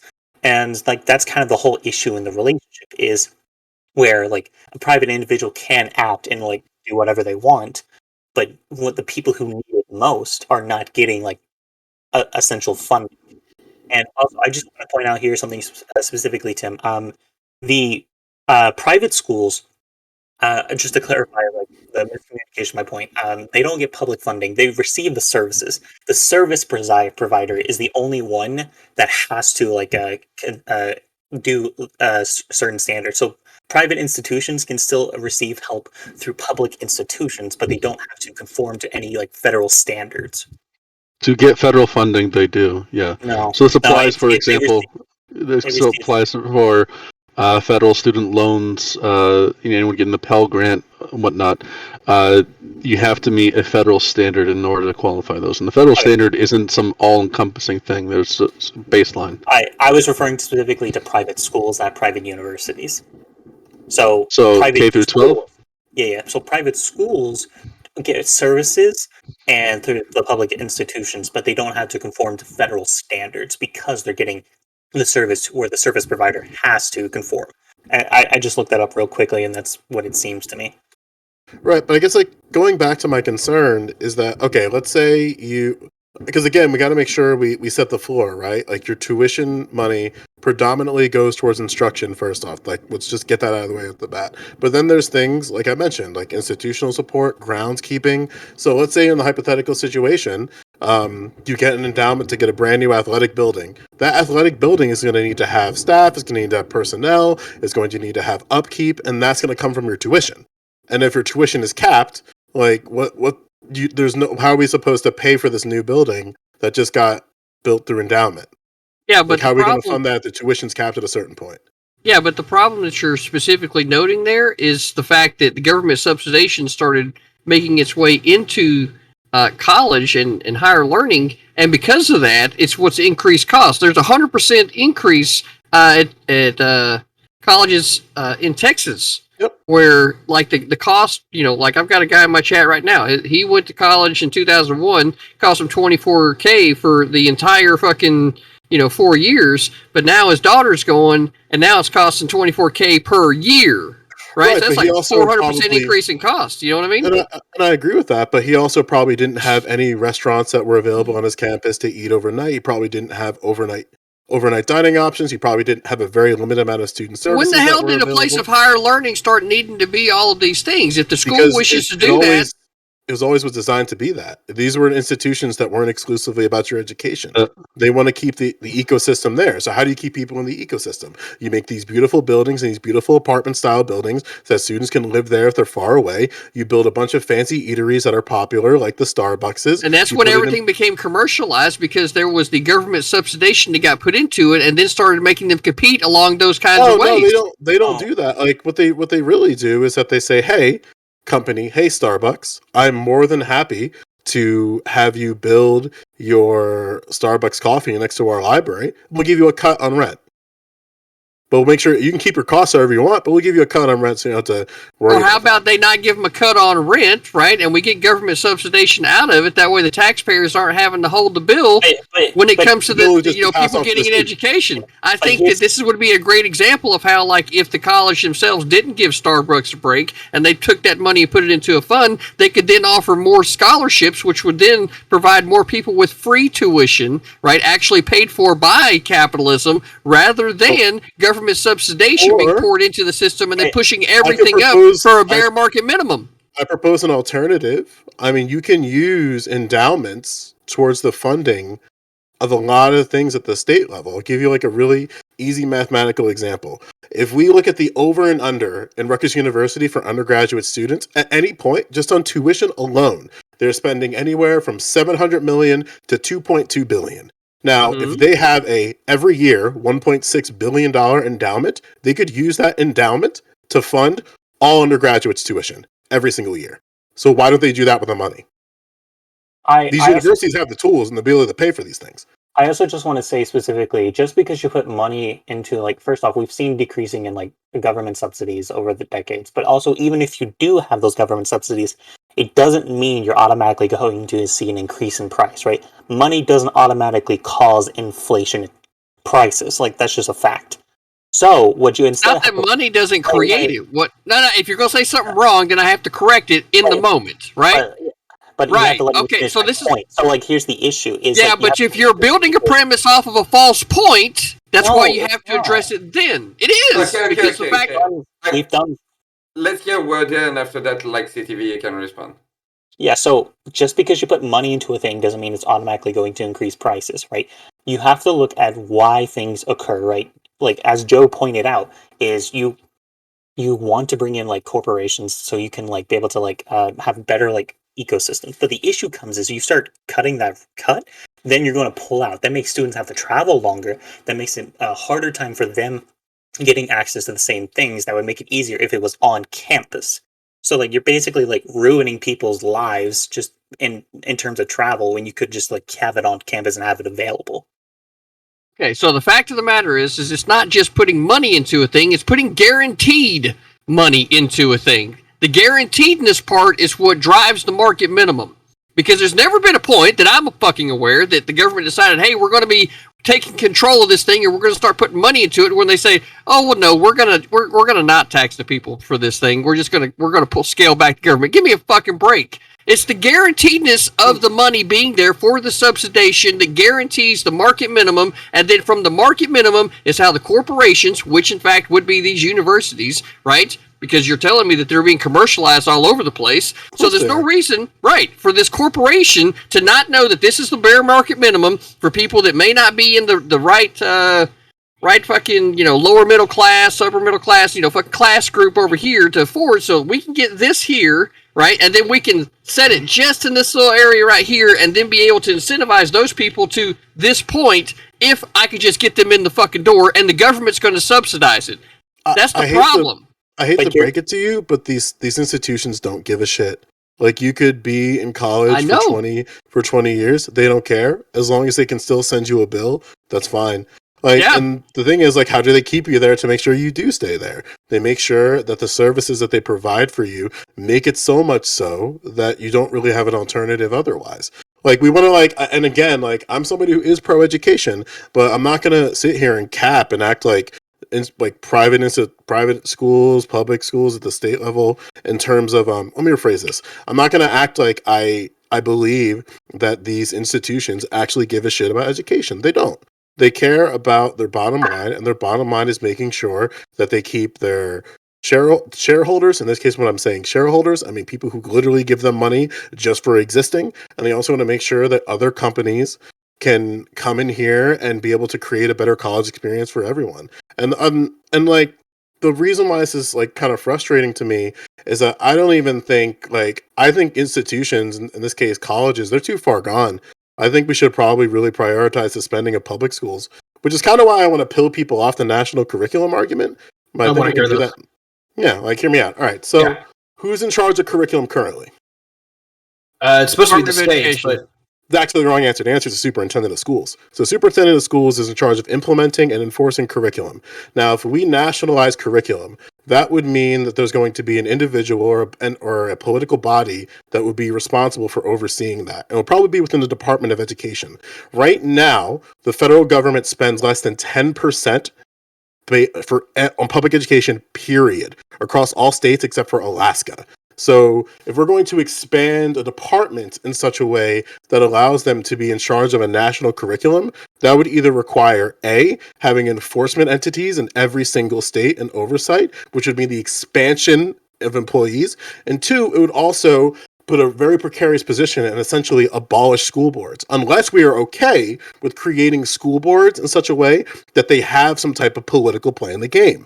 Because school boards are responsible for overseeing and essentially advising the superintendent on the things they have to do. So we would have to need a national school board that's in charge of making sure that the superintendent also is held accountable. And then if we're going that route, that means the people can also legislatively, through the power of the vote, to expel people from these positions, whether it be school board members or superintendents, which would also mean the expansion of voting across the United States. We would have to have national elections of not only school board members, and this school board entity would also, if we're trying to keep in the same system, nominate a superintendent to oversee all of national curriculum.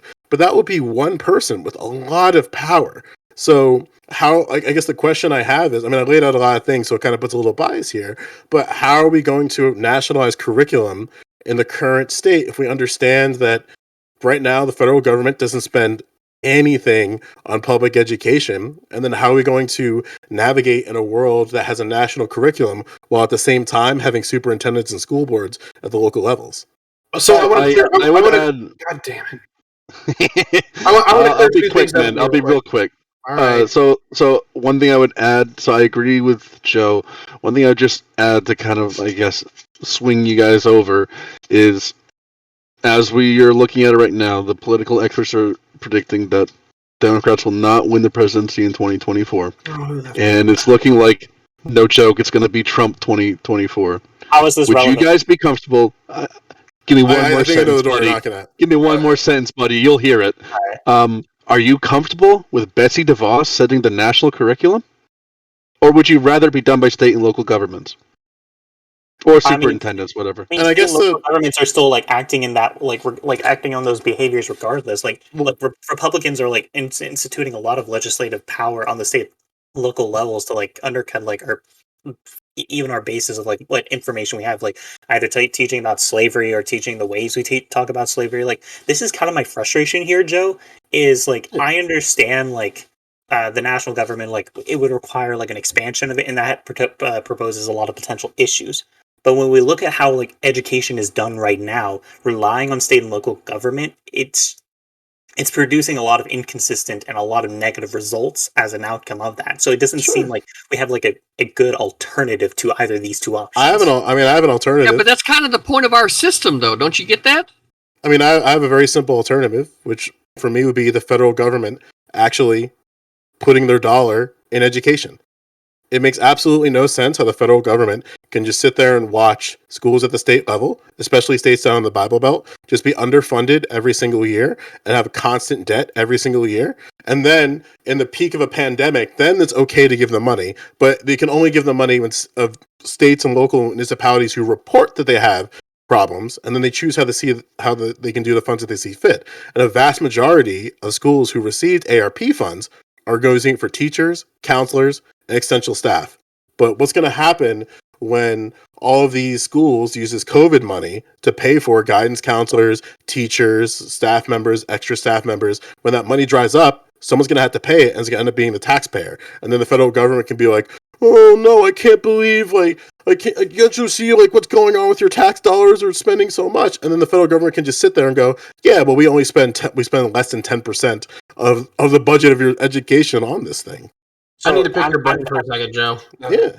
Yeah, so I need to work your way up to the national level. So let me start local real quick. Sure. Would you agree that local school boards are effectively like administrative oversight committees for like your domestic schools in the regards that they don't set really what is taught? What they are allowed to set is maybe an elective course that is there, the quality of the teachers and how much they're going to be paid. But outside of that, as far as the actual curriculum itself, it's up to some states have school boards, but largely you're exactly right. It's the superintendent of schools for whatever that's.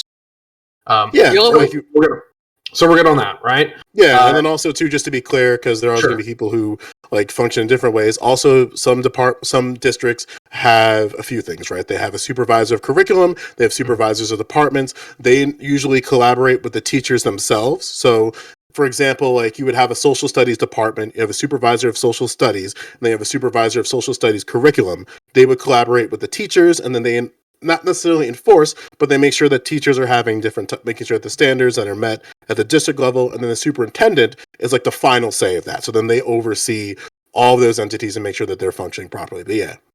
Right. Okay. So the next level is the state level, and unfortunately, I'm going to have to blend everything together because it's it's a mess, right? So you've got about 10% of education funding comes from the federal government. You outlined that, and then you've got the funding issues aside. There's not a lot of directives from the Department of Education that I'm aware of from the federal level. Yeah.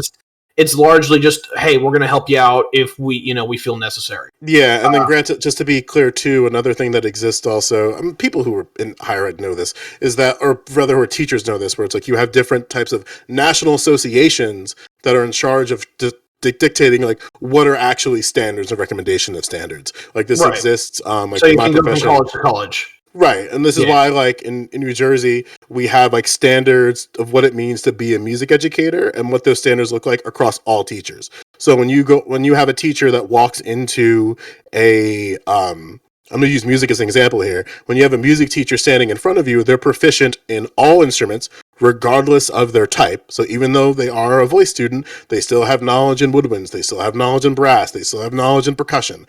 And they go through all of this, and then there's certification based on that. But to be fair, like, not every state has that. Like, some states are very, like, free in terms of the certification.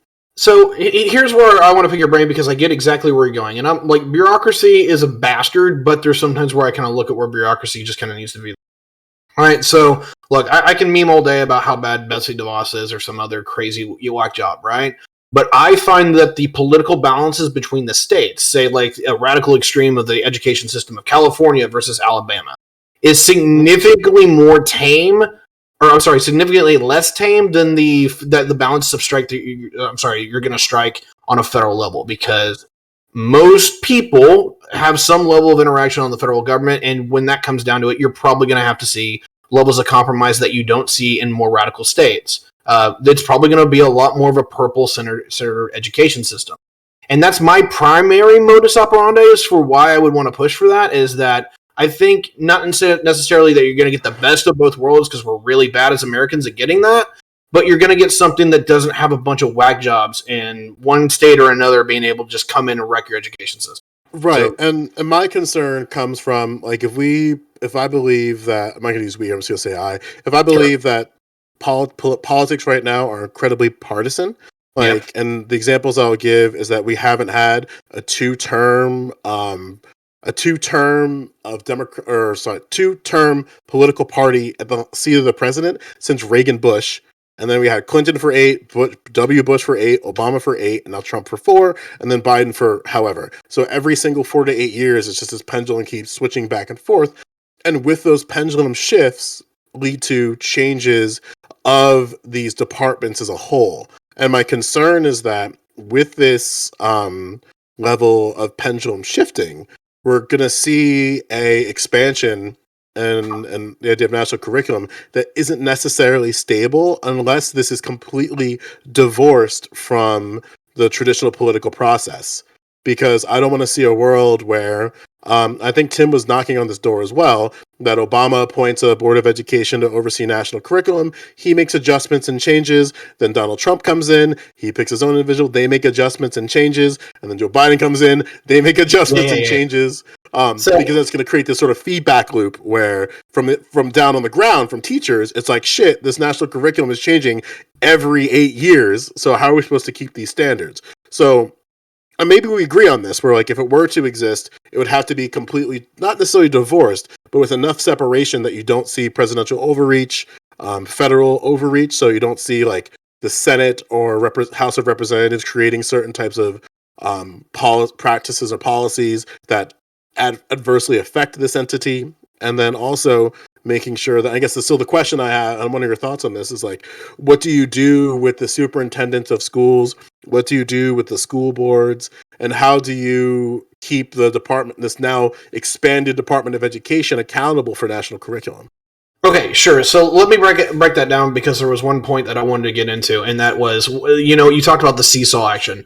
And while I get exactly where you are, because I'm hearing all my friends in immigration screaming bloody murder because we just went from the Trump presidency to the Biden presidency, and while Biden hasn't divorced himself, is that he's laid the groundwork to do that in a large way. With the new HUD director, as an example. Or sorry, not HUD, excuse me. The new Homeland Security director is one of the most pro-immigration people ever, right? So they're all screaming bloody murder. But I'm going to table that. What I'm getting into is that I actually kind of like the seesaw action because it kind of keeps bringing people back to some level of center where you don't go to the other way. But to answer your questions, since you asked me them, number one, what I think it would be like is if you had that is that if we screwed it up and we just made it where one person was in charge, it's probably going to be the Secretary of Education. I totally get if no one wants to be on board with that because I don't think I'm going to sign off on it because that's just insane. Well, the concern, like again, right. I guess to reinforce your point a little bit, is that it would be one individual with, I would argue, more power than the president in ways. Yeah, 100%. And that's and you've got me with that. Is I have to back off on that. Now, if it was going to be something that would be like more structured and larger, where like the Department of Education was really heavy-handed, it would probably be a committee of at least 5 to 9 people, and it would literally be appointed by the president and ratified by the Senate. I literally could see that being the case. Now, do you like that? I mean, that's literally another Supreme Court argument if that's going to go there. But pros and cons, right? And maybe like Zeeth and Tim could, and also too, what I'm wondering too is that like another concern that I have of national curriculum is the idea of partisanship, where right now we see parents slowly trying to politicize the education process without really knowing how these things work, because generally speaking, schools function in a nonpartisan capacity. Like there's only, I think, 2 states that elect their school board members under a partisan basis. I think one of them might be even Texas. But otherwise, like these individuals run in a nonpartisan capacity. They hold their positions in a nonpartisan manner, and then the superintendent is approved by the Board of Education.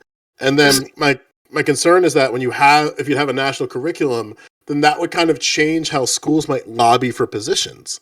Yeah. Because go ahead, Morty. So this is complicated. So I can see the logic where you're kind of employing in terms of like increasing funding instead of like creating a national curriculum, because you can leverage the funding to kind of influence what standards they may have. And I could see that logic. It has potential benefit. I'd have to look into that, maybe have a conversation later on it. The aspect here is like there's potentially that route to go down, but there's also like there's a lot of like complicated aspects where like the school boards, I don't think any institution really is a nonpartisan. It's about just the degree and how they're going to be affected like by the partisan issues, right? And when we see like in like Virginia County, we have like a lot of people like in Virginia being like actualized through like the whole anti-CRT thing, and like basically is there's a degree is like it feels like we're kind of like fucked on both sides. Like if we go the national curriculum route, we get screwed in the ass, but then if we rely on the states and local government, we get screwed in the ass still, because like it's just even a fight just to get like basic like education in terms of like sex education, and it's like these basic things just to like get anything. So it's just, I also am like very curious is like you're all kind of living in fear though. You get that, right? Why? Well, I mean, let's look at the alternative. Like, I think that I can't think of a single. The alternative is complete control, right? You're just trying to mitigate your fear, right? Because you're all displaying fears of states deciding what's best for their constituents, right? And the parents being able to decide that themselves. Whenever you go to put federal mandates or federal fucking law into place, that's what you end up with, is it so far removed from the constituents that they can't make the best decisions for their kids. If you want to have funding going to a thing, then what you need to have is one education pool, and it is divided up equally between the 50 states. And then that way, all the states get an equal share. They won't get an equal share, because states will inherently get fucked over based on how, like, you would have to really articulate how the funding would work, because right now this is funded X amount of money collected from whatever taxes goes into this fund. The fund once a year is distributed between the states in equal amounts. So you're saying that, like, okay, I'll lay it a little bit different, right? So right now schools are funded predominantly over 90% on state taxes and local taxes. So you were saying that all states should filter that money together and distribute it equally? No, what I'm saying is that if you want the federal government to have money to do a thing, then whatever it is that the federal government is doing to be able to get the money for the fund, i.e. could be fucking, weight limit tickets that truck drivers get. Whatever's going into the fucking fund, right, goes into this fund, and then once a year, the fund gets distributed between the 50 states without any fucking strings. There's no strings. There's no federal government mandating to the states what it is that they do a thing with. They just get the money. Period. Hold on, just to be clear, this would be a mass expansion of federal funding. Like in New York alone, it costs $25,000 per pupil. And then when you look at Texas, it's $9,000 per pupil to educate one child. And then when you look at Nevada, it's $9,000. God, like Washington. Wait, so Joe, wait. I want to throw it to Tiberius, and after that, I want to open it to people who maybe didn't have much chance to talk. Okay, so the point where I'm not with you on that or on that rebuttal, Joe, is that he didn't say like how much it was going to be. So like it could be just that 10% reallocated in a different way. Now my comeback to CTV is that if it's just proportional to each state, where each state gets 1/50th of each one, I mean, holy crap! I mean, California might not even well take it, because you're talking about Wyoming that's probably going to get a significant boost of funding per each student. But then you're going to have states like California, Florida, Texas that are going to be like, yeah, well, we get the same amount as everybody else. So, for me, this that's kind of the point, right? Is it ends up not being the So no, I don't think your idea is actually horrible. I would just say when it comes to allocation, is that you got to do it like on a population basis or a student basis. For however many students that this state has, they get like that level. No, you don't fucking do that.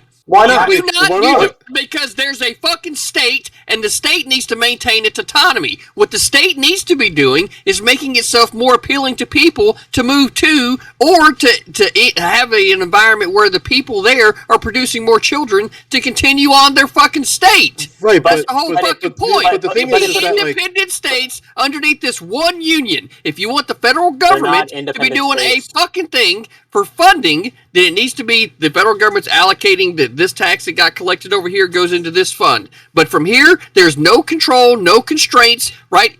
The money is divided up equally between the 50 states, because control of it needs to be at the most local level, and in this case would be the state. So there's money going to a thing, and then the state can just figure out how that gets divided up between their counties. Real quick.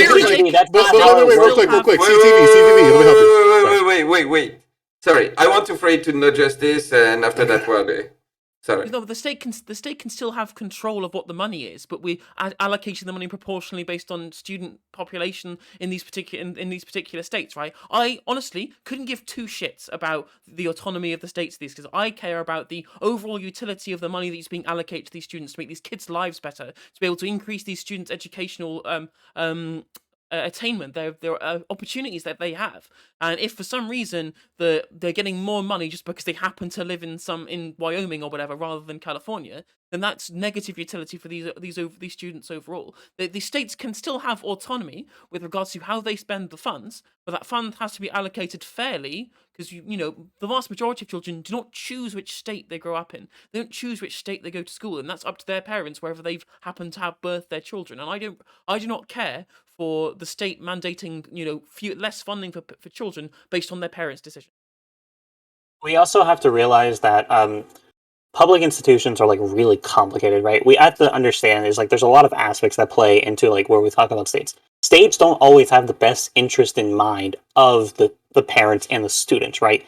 Like I live in Arkansas, and they're limited due to their available funds, but they also have several issues in terms of good policies, like sex education, proper education in terms of slavery. These things, those are a lot more difficult, and it's kind of the issue is when you leave it up to the states, we can see a lot of issues that pop up, and it's kind of the whole line is also if you're a student, right? Is you don't necessarily know if your parents have the best in mind for you. If you're a parent, you could be being abused.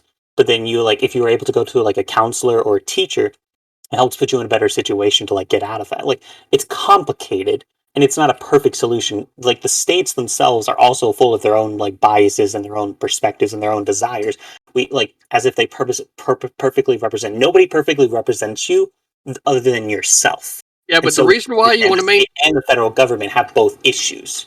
And the reason why you want to maintain the autonomy of the state is because that's going to be the body that the parent is going to be the one that appeals to if there is a law on education put in at the state level, right? or the county level, they would be able to appeal there. You want the power as close to the parent as possible, and per our federal constitution and the 10th Amendment, this issue gets kicked back to the states regardless. But wait. Sorry, there's a lot of people who raise their hand, so I want to throw it to Tim, Zach, and Tiberius. Okay.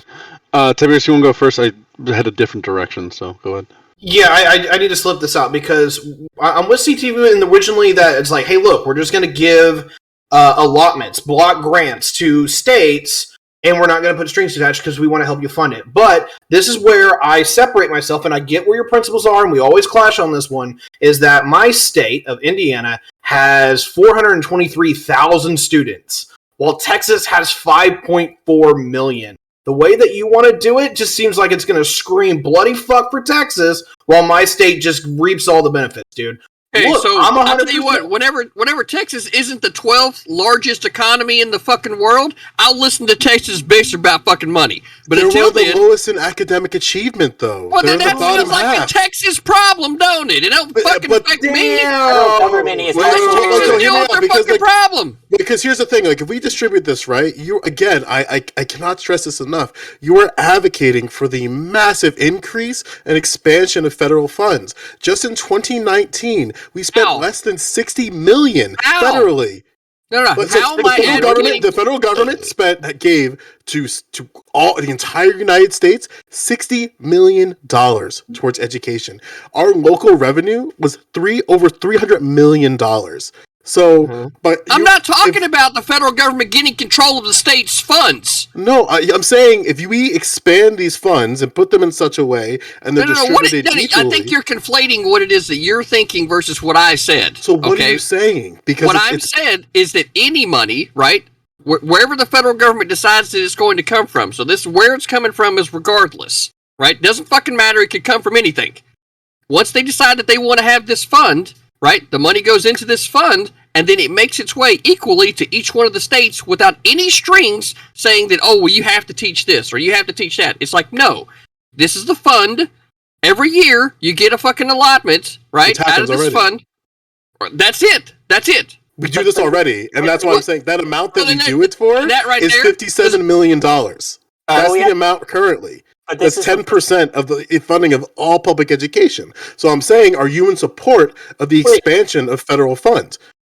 All right, wait, citation needed. Real quick, sorry. I want to Census Bureau, by the way. Census.gov, public spending. I want to phrase to exact and word after that. May 18th, 2021. I'll put it in chat. So CTV, I think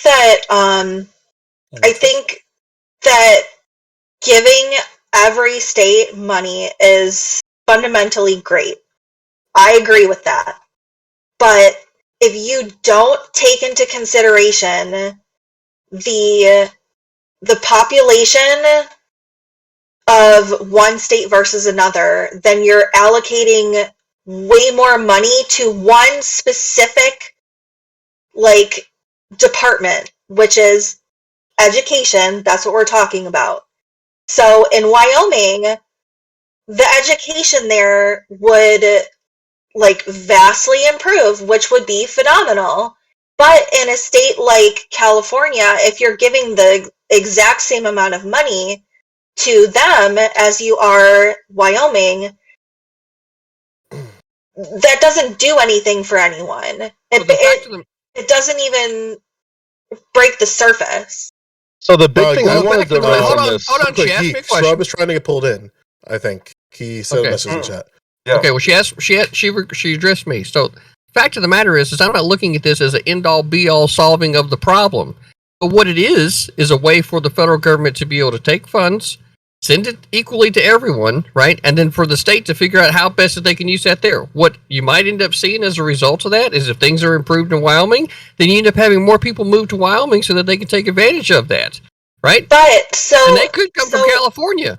But you're not trying to solve the whole problem. It's just one way to get involved. Sure, and that's totally fine. But if you want more people, so if you're looking at it trying to distribute it evenly across every state, you have to look at the population so that it's a fair allotment, not just an equal allotment, because it's not equal. Another state is going to Use the same. Go ahead. I'd use the same logic when it comes to the Electoral College. Exact same logic. Let's not go there. Well, I don't think that the Electoral College is a good system either. Yeah. I think Okay. it's The perfect. Electoral College So- and the Senate are both Wait.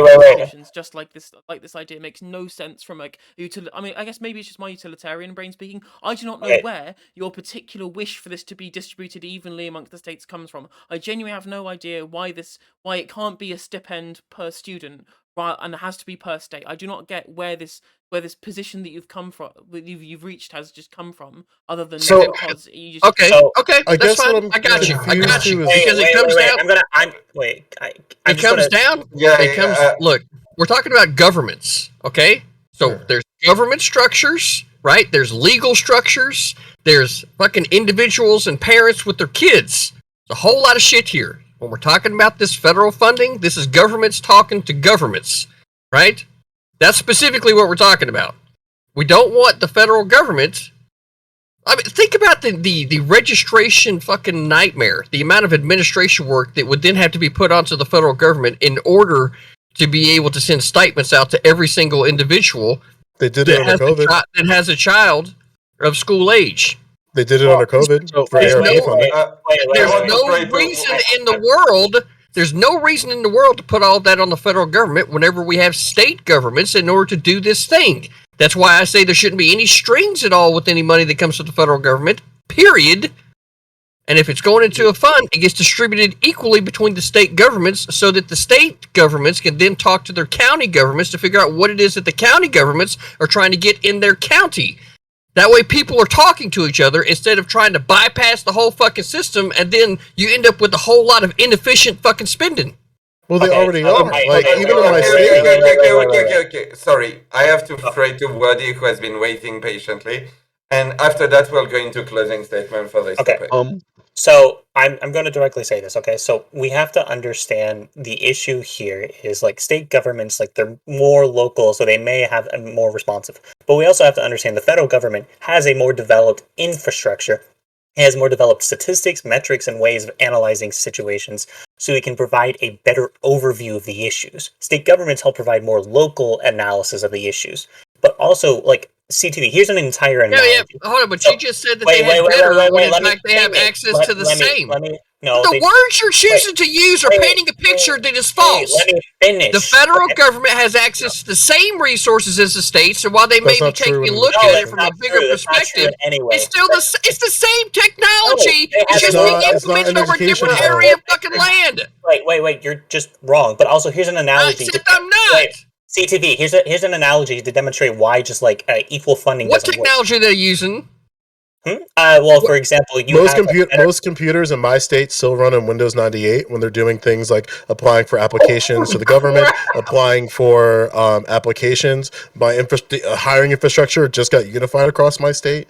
Like, The Okay. ones that needed to be able to be Wait. updated, they obviously were. Otherwise, they didn't. wouldn't be No, running they with the didn't. fucking rest of them. they just gave kids So the computers. situation and here internet. is that they're all using the same technology, which is We're fucking not, computer no. infrastructure that we've been developing for the last 30 fucking years here in this country. It's not any better. It's just that they're looking at it from a different perspective. No, I need to no, hit these two things Wait, before we go to let me closing finish. statements. Okay, so different governments, different states are going to have different levels of computer infrastructure. Not all infrastructure is equal. We also, here's the analogy I'm going to use for you, CTV, is look at the Navy, right? If you have like 20 crewmen on a ship, you don't just send 2 crewmen to each different position. You send crewmen to different things. Like if you're going to run in the engine, if you're going to be captaining the ship, you send proportionally different crewmen for each different issue that you need to address. You don't just send it equally all above because that makes it worse off.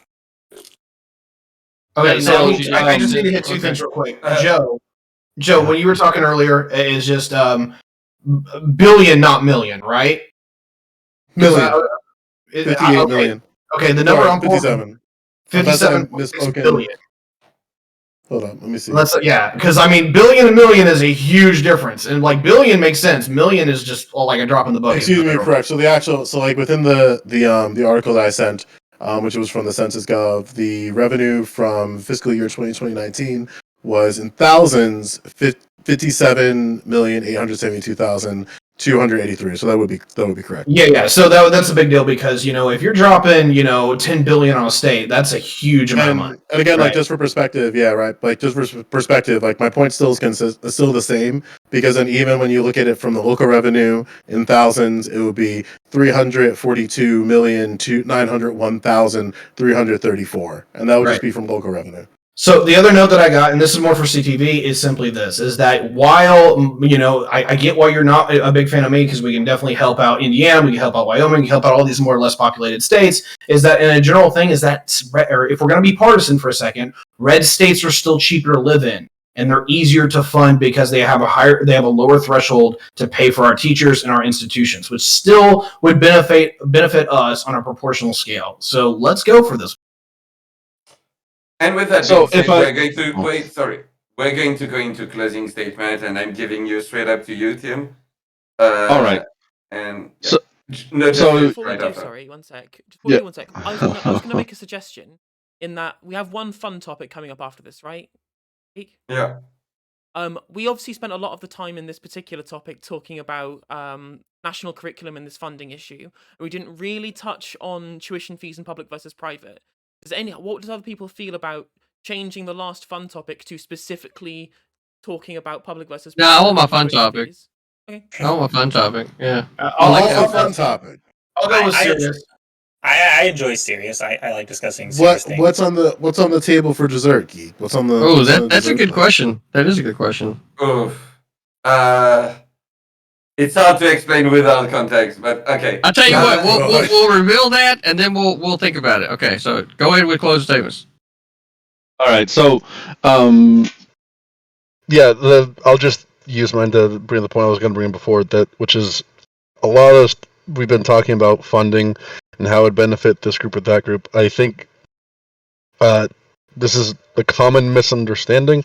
I'm sure many of you guys will disagree with this, but we do have one of the best education systems in the world. We spend more than any other major country. I think the only ones that spend more are like Switzerland and Luxembourg, right? But when we look within the U.S., the funding doesn't equal better education. The state that spends the most per student is New York, and they spend about $24,000 per student. And they're in the bottom half by educational outcomes. The state that spends the least by far, and they've been the least, I think, for many decades, is Utah. Last I checked it before tonight, it was like $5,900 per student. I just checked, and the most recent data I saw was about $7,000 per student. And they're habitually around the top 10, right? It's not a funding problem, and this is one of those issues that we're going to have. I mean, I would submit to you, it's really an issue that comes with a home, right? We've seen a lot of data that kind of show that, kids that grow up in a stable home with, two parents are going to have better educational outcomes. There's nothing that the government can do to fix that, right? And, I think Mormonism is a little bit wacky, but they seem to not divorce. If Mormon marriages stick together, the kids are raised by the mother and father, and it seems to be, showing in educational attainment. There's a large part, I would suggest, that most of our problems with education we can't fix with a government policy. It's at the home. All right, going to throw to Joe. Damn, Tim and I are gonna fight one day. Like the big thing, I guess, like in the advocacy of funding, is that I think one of the biggest sort of lies that we did is that these institutions can kind of function on their own in a type of way. And what frustrates me when it comes to funding is that very often we see these sort of well-intentioned policies and ideas kind of go for naught. And I'll give like a localized example to kind of send the point home. Governor Murphy announced he's going to give an influx of $400 million in spending to all public schools in New Jersey, to all colleges, universities, And what that equates to when you factor in, if we're going to use CTV's model of equal distribution, that would leave it to 5 million per school out of 76 schools. That 400 million could fund to feed every single public school student with breakfast for the entire school year. And that would be at 1.28 million students. And the cost of that would be 357 million. And that's And they'd still hate the food. and that's like the highest threshold, right? I'm talking about the 1.55. That's the average it costs at the high school level. So, and that's lower at different levels. So, like, while Murphy is like more than happy to give these colleges and universities $4 million, that's going to be negligible by the time they get it. You still have students who suffer at the public school level with food inefficiency.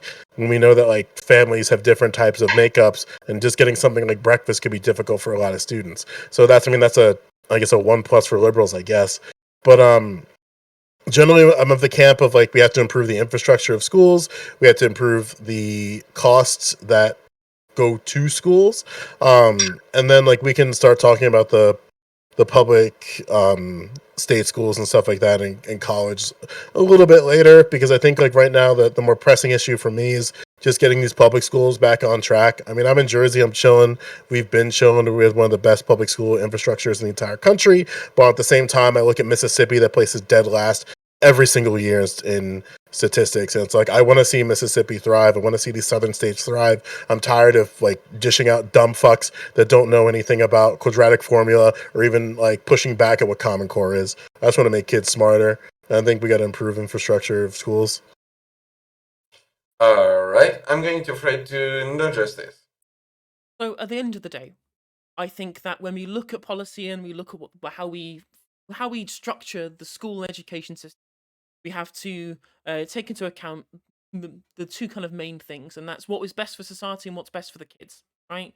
And if we're implementing policies that are unfair to people who come from disadvantaged backgrounds or from a certain kind of background or whatever, I think that's when I start having a problem.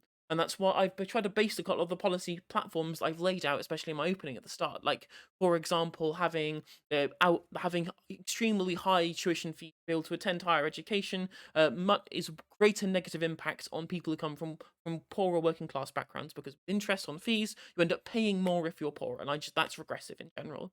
Right, when we look at, for example, the funding issue that we looked with regards to what was proposed here, when we just give money equally distributed via the states, whatever, that is unfair on children who come from more populated states, and that doesn't create a good outcome as far as I'm concerned. And with regards to where we structure education system, we should be able to make it so that we achieve a level of social mobility.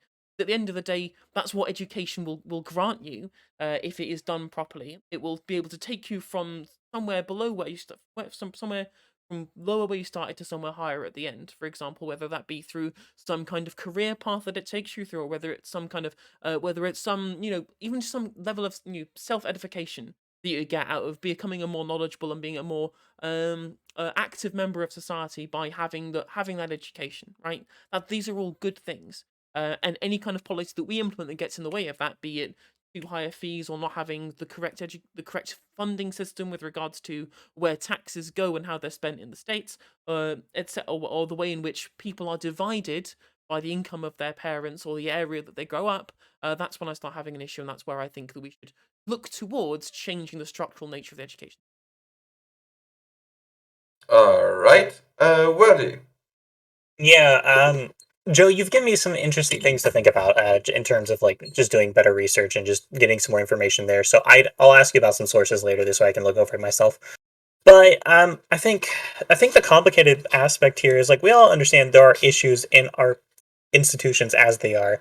And Tim, this is where I'm going to disagree with you. Is while we can't like funding isn't the only issue, I can agree with you, but improving different issues helps like offset like the problems that people deal with. So better funding, better education, like these things like markedly improve people's lives.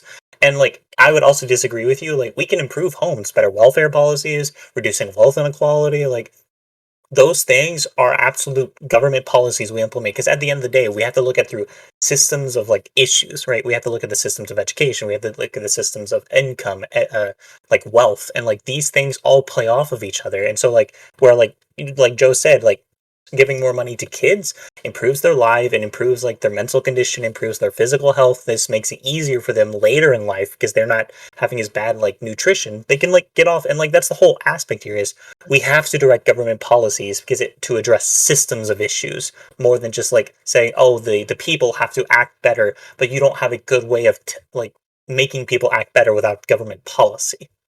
So you said you disagree, but there's something you said Wait, that wait, disagrees wait. with Sorry, everything I this said. is closing. Wait, Alright. wait. This is closing.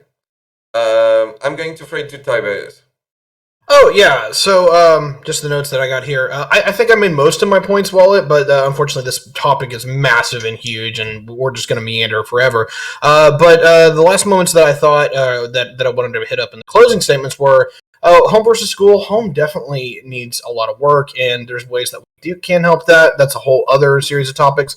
The one major policy that I have seen in the last about 20 years that really is effective still in the schools that we need to talk about is school lunches and helping making sure that poor kids are getting fed. It's bumping test scores up by like 15 points across the board. We need to really have a chat on if this is actually something that we want to put money into, because I'm going to say yes. If we do go into other stuff, that would be great in the follow up. But we didn't have like just a few other things that I would love to talk about. The length of school, whether 7 hours a day with the lunch break is enough, or if we want to kind of break it up, we want to make it a little bit longer, but we want to end homework because that's actually social cancer. And then how much we want to talk about the education system for primary school is based upon the wallet instead of based upon your test scores. But I'm going to give a shout out to Joe Lewis. If you ever want a chance just to have a chat, not even a debate, just a chat about just doing some deep dives and having maybe a quick conversations panel with like me, aristocracy, we'll put down some heavy hitters. I'd love to have you, man. Absolutely. All right. I'm going to fade to Xat. I didn't get to talk a whole lot in this conversation, which is kind of a bummer. I had a couple of things that I wanted to point out, but I definitely think that a national curriculum for like fundamentals should absolutely be implemented because of the fact that we have such a staggering like variety of what is taught across the entire country, and that is appalling and embarrassing for a country that is supposed to be, so great. I think that public schools need like an overhaul on the way that we deliver information, the way that kids have like breaks to stop and eat. My daughter is in elementary school and she has 10 minutes to eat her lunch, and then everyone has to go outside. That's appalling. I wanted to say something about how in my state that homeschooling is not regulated in any way. So I don't think that parents should be the end all be all of how education is taught to their children, because they don't always know what's best for their kids. That's why we have teachers to begin with. But I'll leave it there. Thanks. All right. I'm going to fade to Bangladesh Rob. Oh, hey guys. I'm sorry we had a family emergency. My wife was about to cook chicken that was expanding like a balloon in the plastic. It literally was inflating. And we were afraid that it was like the thing and it was going to like eat her and like take over her brain and turn her whole body into mush. And it would have been a whole alien thing. So I had to run off and take care of that. But anyway, the thing I did want to talk about is that honestly, people talk about nationalizing a lot of stuff, and individual towns where people live have different needs. And if your town is a mining town and you're teaching about mining, that's okay. You don't have to teach them about calculus and computer science if they don't have any opportunity to do that. They can move and go learn somewhere else, or maybe learn online. I think, to me, there's more opportunity with more freedoms and empowering parents and local communities to choose what they want to teach. And no one's going to be able to beat the education in the Northeast states or in wealthy, posh areas like Stanford. There's two Stanfords. There's one in California, one in Connecticut, but both of them have more money than brains. And, they have economic opportunities to match it. But if you're in rural Alabama and where you guys are is you raise pigs, let them raise pigs. Let them learn about farming. Let them learn about the Bible if they want. Who you hurting? Just let them be. And I think we can have both people who want to learn about science and learn about technology and work in those industries, and people who want to live in parts of the country that are a very different world of part of that. And so to me, I think you can be inclusive and also increase freedom is my parting comment. All right. I'm going to throw it to CTV. Yeah, the reason why we have teachers is because they become specialized in a particular discipline, and through that, through the mastery of that discipline, they then themselves become, they develop the ability to be able to explain it to others in a way that can be understood, and that's why they become teachers. We don't have teachers because the parents don't know, what's best, right? Fact of the matter is that the only ones that have a right at all to know what's best for their kids is the parents. Anytime a government wants to tell you, oh, we need to do this thing for you because you don't know any better, I'm pretty sure that anybody that gives two flies of a fuck about their kid is going to look at that government official and, well, they might disconnect their Xbox subscription. Right, Joe? So, so if you're going to be implementing anything at the federal level, it's nothing. Right? There's nothing that needs to be implemented at the government level. If you want to have funds be put together to be equally distributed to the state government so then they can distribute that through the county governments and then come up with the legislation that works best for them and their state, I'm all for that. Right? But the federal government is not laid out at any place in the Constitution to have a damn thing to do with education, and therefore this issue via the 10th Amendment goes back to the states. Period. And we've gotten so far and away from what our government was supposed to be in this regard, and where the complacency is evident on anyone that thinks that the federal government should be involved.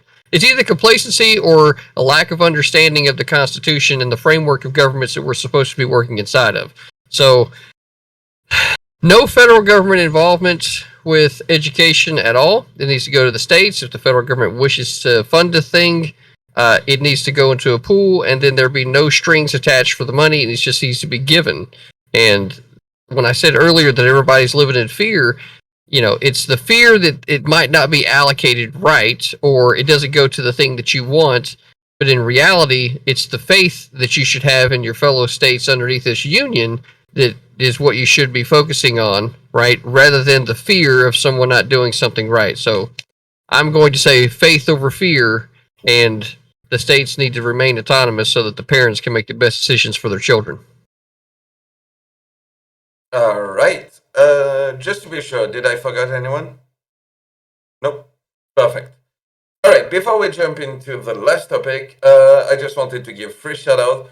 First one is to all of you for being here. Thank you so much. So everyone in everyone's chat, please go follow wonderful panelists. They deserve it. They're awesome.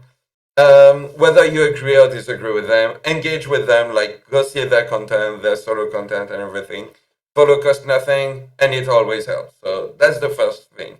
Second thing, big shout out to Danabo, who is currently sick and who put together this panel and all the recruitment that you've seen before and after, and that you will see after, and who was helping with the main show, basically with the Hippy. He's doing a wonderful work behind the scene. He's currently sick. So yeah, Go show And some support. if you all would, go ahead and put your links in the group chat in the Discord. Yeah, true. And in my chat, if you want to drop your link, you can. Yeah, I'm trying to make it all one nice post for everybody. Yeah. So yeah, that's second thing. And third thing, and that's completely personal, check out this cool merch I got from like IRI. I'm really important. That's a good way to tell people that I'm terminally online without saying it. So yeah, I really like it. Like it. But yeah, with that, let's jump into the next topic. And for that, I need to share my screen because there's a video that goes with it. And I need to show this video for people to understand a little bit of the topic. All right, give me a sec.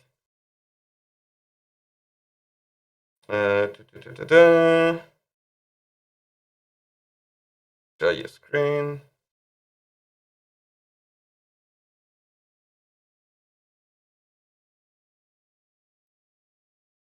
All right, give me a nice thumbs up when everyone is. Don't worry. Listen, it's a short one. That's all I have to say. Stay tuned. Oh, God. Calling a hoodie jack. All right. Am I going to get a cancer? You're better than No. possible. So like I paid for this strong app on my phone. That's super sick. Calling a hooded jacket a sweater. You're better than this.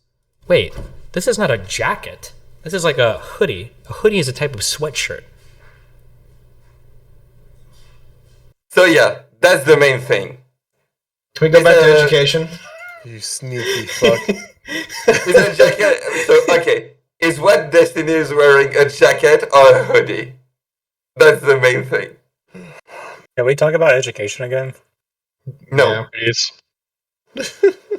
I didn't realize I Your didn't realize I acknowledged the authority of a Frenchman. I'm a goddamn American. I live in America. Hey, Yeah, I've got no problem continue running to through this. I got no problem running through the streets of Paris with a submachine gun. Let's do it, boys. Oh, whoa! Okay, we're not going to go there. Call of but yeah. Duty World War II. Exactly. It's 1944. Okay. So Yeah. anyway, On this topic panel. is a how can I say this? Is a sweat with a zipper on the front and a hoodie, or a jacket. There you go. So Joe Lewis, go.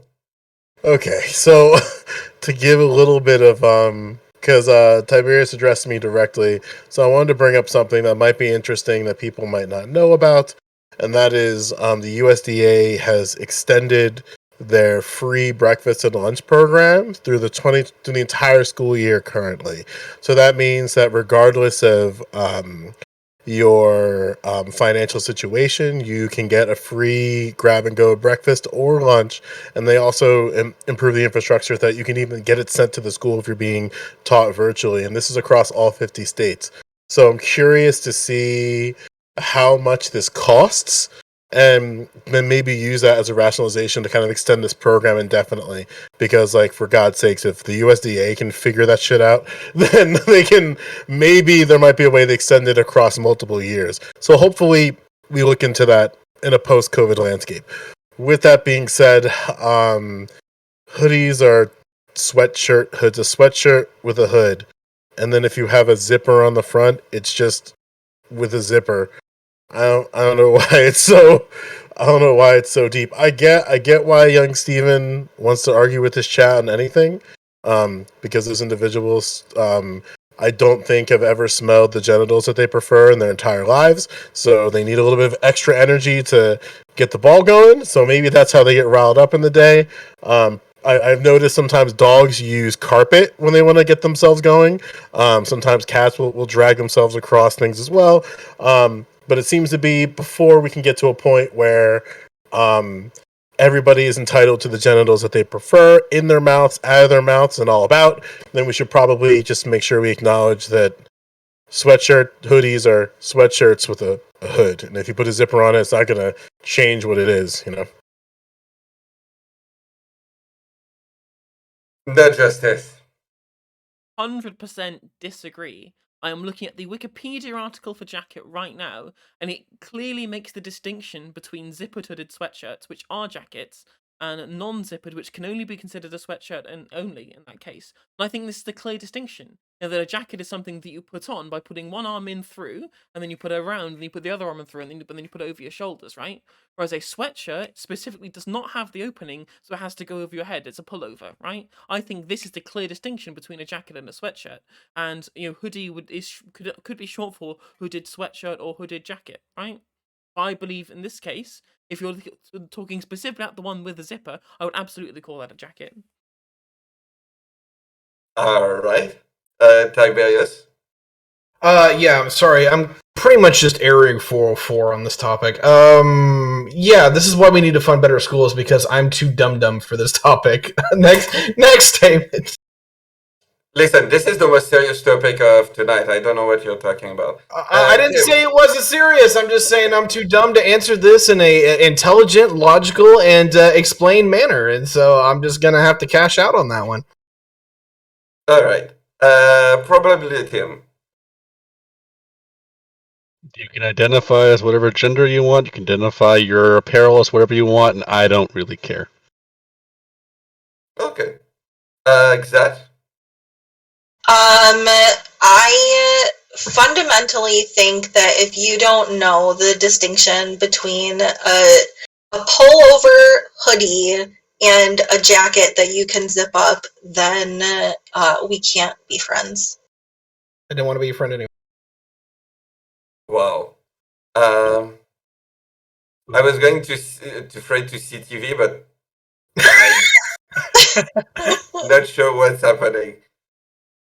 Oh, sorry, y'all. I had a little bit of bourbon blues going in the background. Look, reality is that I need the question repeated. So, Geek, go ahead. All right. I'm not going to share the screen, but basically, imagine like a sweater like this. Okay, like, so I guess with I'm the just zipper. With the zipper, like, is that a jacket or is that a hoodie? Okay. Here's the question that I got. What was Destiny's take on this? I can't even remember. God damn it! The zip up jacket is a hoodie. That is Destiny's take on it. All right. So it's a hoodie. All right, so Destiny thinks that just because it has a hood, it's default a hoodie.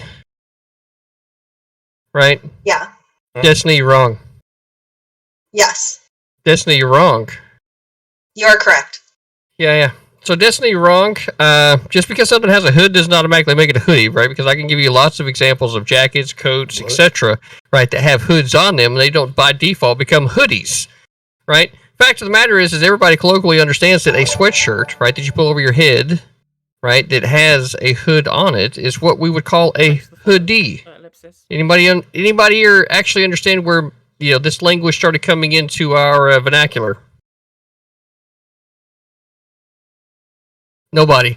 So, at least in my lifetime, the reason why this started coming into our vernacular is because it was popularized through rap music, right?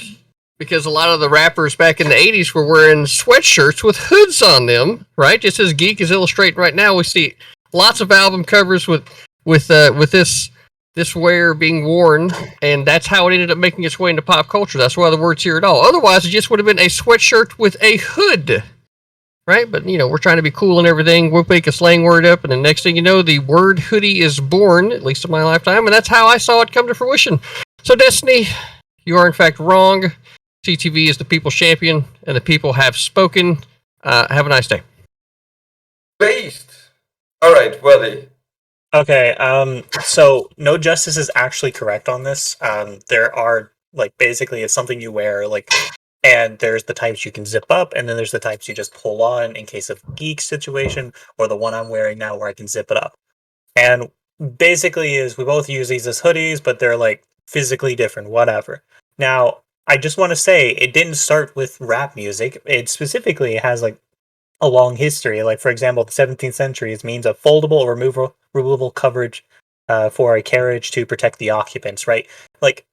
it's a lot longer in history than that. Also, I do want to meme on you here, Joe. You saying people in Destiny's chat are just all of genitals prefer? What if they're pansexual? Are you panphobic now because you're saying that they have a genital preference? Whatever they want to have happen to them, it's not happening anyway. So they gotta fight a different fight. Just call them pan virgins then. They don't have to be genital preference. I'll die on this hill. Sorry, I'm so distracted by this topic. Did I forget anyone? No, perfect. You can engage.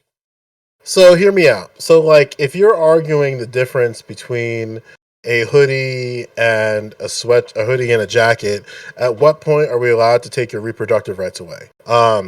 Do we just take the balls now, or do we just take them later? Because I feel like this is the kind of shit that only men would be arguing. I feel like that's the only place where this conversation would go anywhere beyond, bro, who the fuck cares? Excuse you, that's a woman. I'm non-binary. What the fuck you talking about, dude? I'm saying this is okay, great. Then I'll make it even more direct. This is like a cis het man fucking conversation. Like, dude, bro, is my Marty, jacket did you really a just hoodie? mention a fucking wagon in order to bring up an example of hood when it's clear that everybody else is talking about fucking things we wear? Give me a fucking break. Thought you would have learned something from the last steel cage. Well, I thought you would have learned that words have an etymology that have a long history. I'd just like to clarify. I don't know whether this passed properly with what I said. Is that I believe that in my opinion, both with and without the zip, they both classify as hoodies. It's just one is a hooded jacket and one is a hooded sweatshirt. All right, there's only one way for us to figure this out. Okay, we all gotta mask up. We gotta go steal some candy from a store and see what it says in the police description. Then we can come back with the legal consensus. You know the police are on anything. Okay, let me rephrase this. If we all make it back, statistically speaking, my ratio of making it back from police interaction is higher than 0. So I don't think I'll make it back. But if you all make it back, let me know. Okay. Yeah, and there's a difference between the etymology of hood and hoodies, right? Just because they share a root word doesn't mean that the understanding of it is still the same. Well, in the UK we call these bonnets. It's a bonneted jacket actually. Yeah. Yeah. So there's also the issue here. First off, Joe. First off, I'm gonna meme on you here harder. Okay, Destiny's non-binary, pansexual. So you're assuming cishet motherfuckers here. What are you doing, man? Listen, like, I don't know what he asserts. I don't watch his content. Okay, dude's looking pretty duty to me. I don't know. It feels like a lot of projection. Yeah, it does feel like some projection. I don't know. Is your take that if it has a hood, it's a hoodie? No. Me? Yeah, did I hear that right? I just think it's just a hoodie. Like, you can put a zipper on it, you can give it some pockets, you can put your whatever affiliation on the back, still makes it a hoodie. All right, so if we have one of them Alaskan snow jackets, right? You know, them real thick motherfuckers, basically qualifies as a coat. It's got this hood, right, with this big fucking, like, raccoon-looking fucking, like, fur covering around it, right? Oh, the one that white girls wear. I know what this is. I see the picture. So you're telling me that that's a hoodie? No, I'm just saying that, like... Oh! Well, then obviously you don't go into your own fucking philosophy here, huh? I was gonna say something really fucked up, so thanks for saving me. So, like, I would say that... And listen, people are gonna get really upset about that white girl, white trash comment. I'm pretty sure the white girl, white trash outfit has the puffy jacket with the feathered hoodie, like the fluffy hoodie, it's part of the outfit. I'm gonna be honest with you, I've seen black girls wearing that thing too. What's that?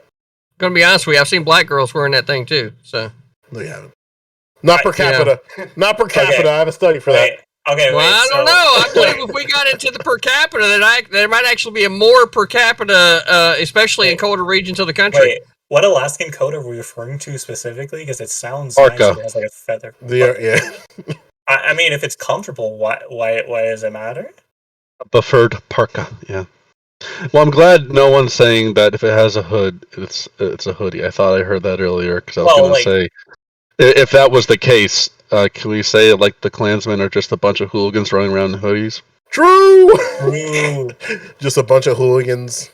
Hooligans. Yeah. That's probably why they're so hard to identify. Like the police and all these agencies have been categorizing their outfits wrong. Maybe it's also because they wear them sometimes too. What's that? Maybe it's because they wear them sometimes too. But the thing is, they wear them at night. Like, you're not just going out like looking like that. I don't know. I think it's more acceptable to walk outside naked than it is to just be walking hard body with full clan attire. I think we're at that point of social acceptance. True. Yeah. Hold on. That depends on a few things, right? Oh, like, what? If you're in Mississippi or not? Like, I still think it's okay. I was just gonna say specifically if it's dark or not, right? Like white is a color that is very easily seen at night. You know what I mean? Yeah. It reflects more light so that you get greater visibility. It's just harder to see. Right? And it depends, like for safety regulations, you might actually want to have white be mandated. You know what I mean? Why would you have a clan I feel like if I had a choice, I would probably pick a different color.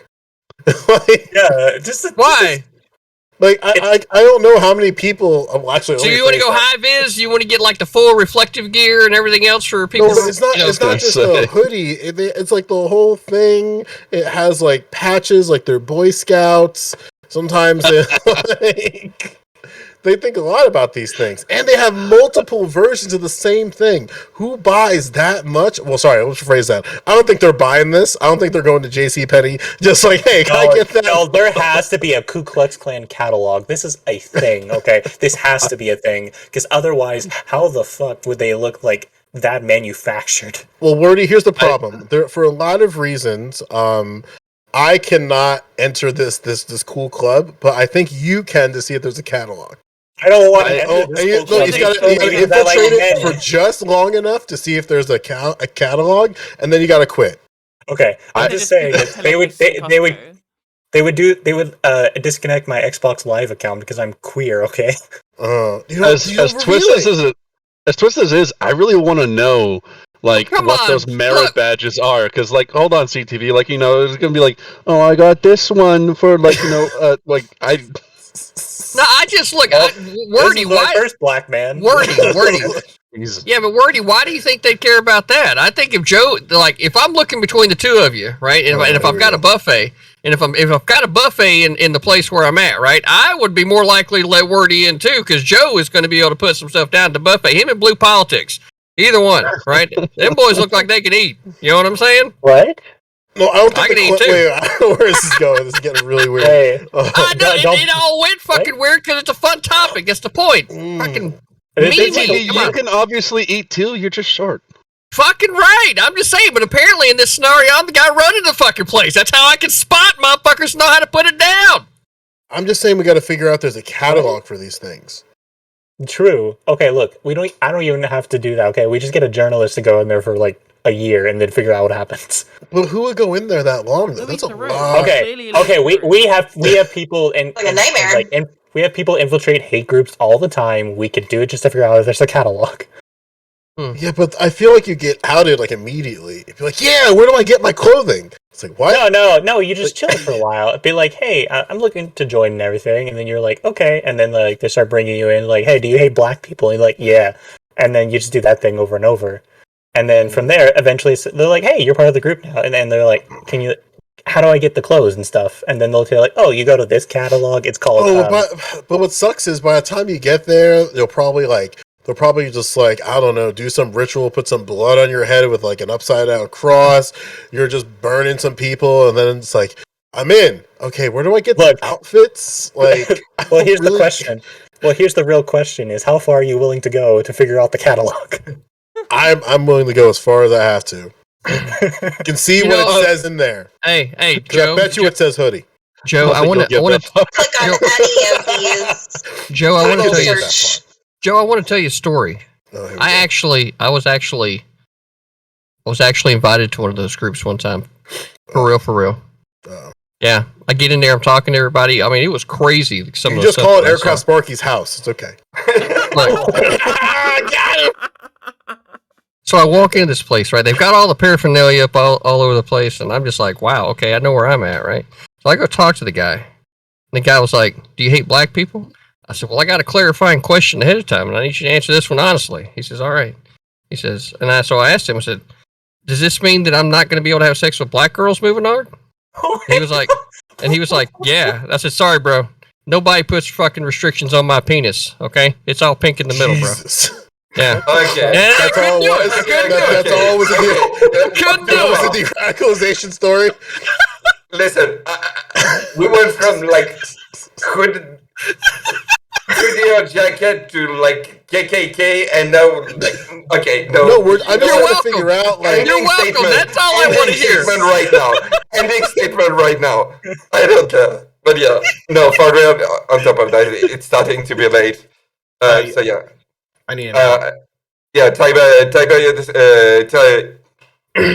needs to go. So yeah. Thank you everyone for being here. And Tiberius, yeah, you start with the closing outro statement. Yeah. So I don't have a closing statement. This, I think, where this conversation showed why this shouldn't have been a topic. I'm sorry, Geek. I got to punch a little bit on you on that one. Anyway, blame Danabo. Sorry. Damn it. All right, fine. We'll have a chat with him. All right, anyway, without further ado, if you guys like what I had to say, Tiberius D on Twitch and YouTube, help me bust up the YouTube because you can find all my content there, or at least all the good stuff.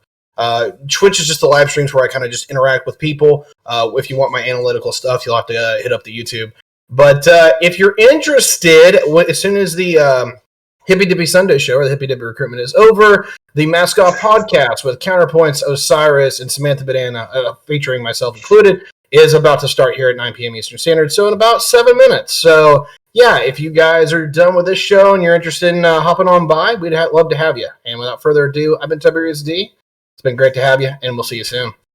You have a wonderful show. Take care. I was thinking about maybe raiding over there, but now that he's just throwing all that out there, maybe I won't. I don't know. I guess we'll have to see, huh? See you, ZTV. See you, buddy.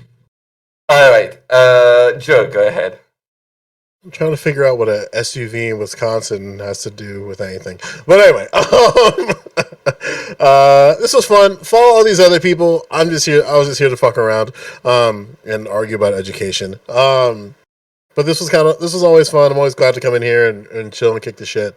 Again, like I don't need the help. I think we got to do a better job of supporting other content creators. That way we can kind of like push the mold beyond the Vosh Destiny. Sometimes Xander Hall when he decides to have a good take circle.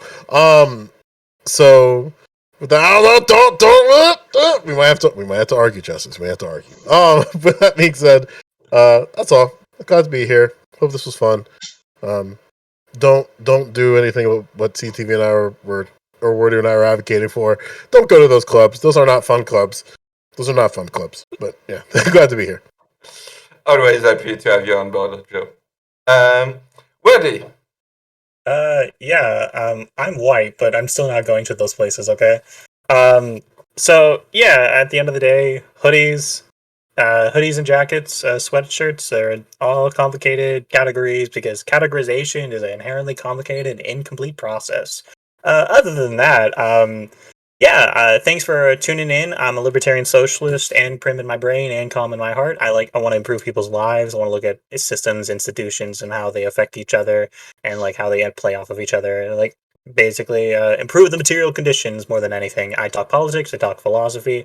I also get yelled at for not activating my Windows in my own computer. So yeah, I'll never activate my Windows. Fuck you, Neo. I love you, but fuck you.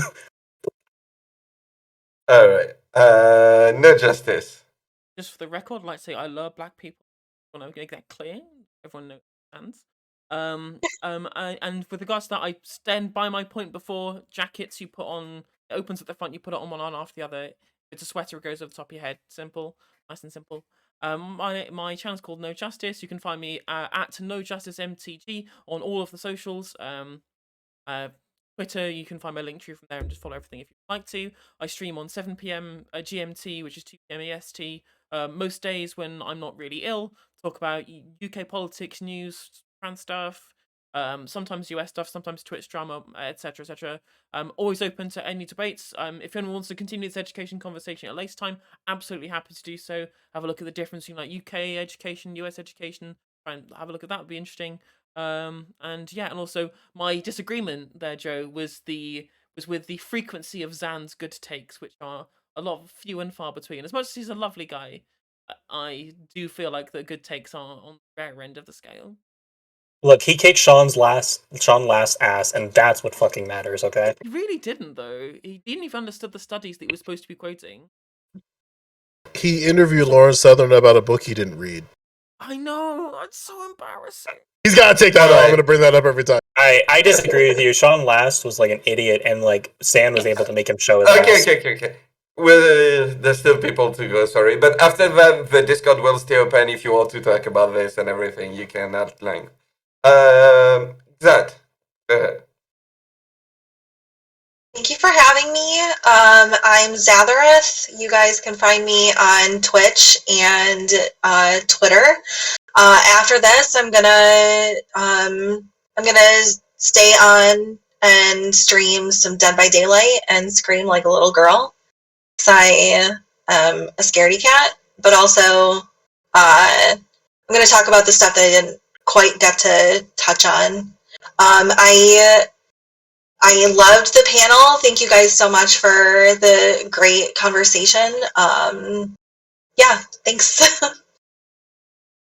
Yeah, happy to have you on board. Probably Tim. Yeah, thanks for being on. It's been mostly fun. You can find me on twitch.tv/bluepolitics. Proudly ranked 69 on the political Twitch streams. It's just a front, though, to recruit people to our server, discord.gg/bluepolitics.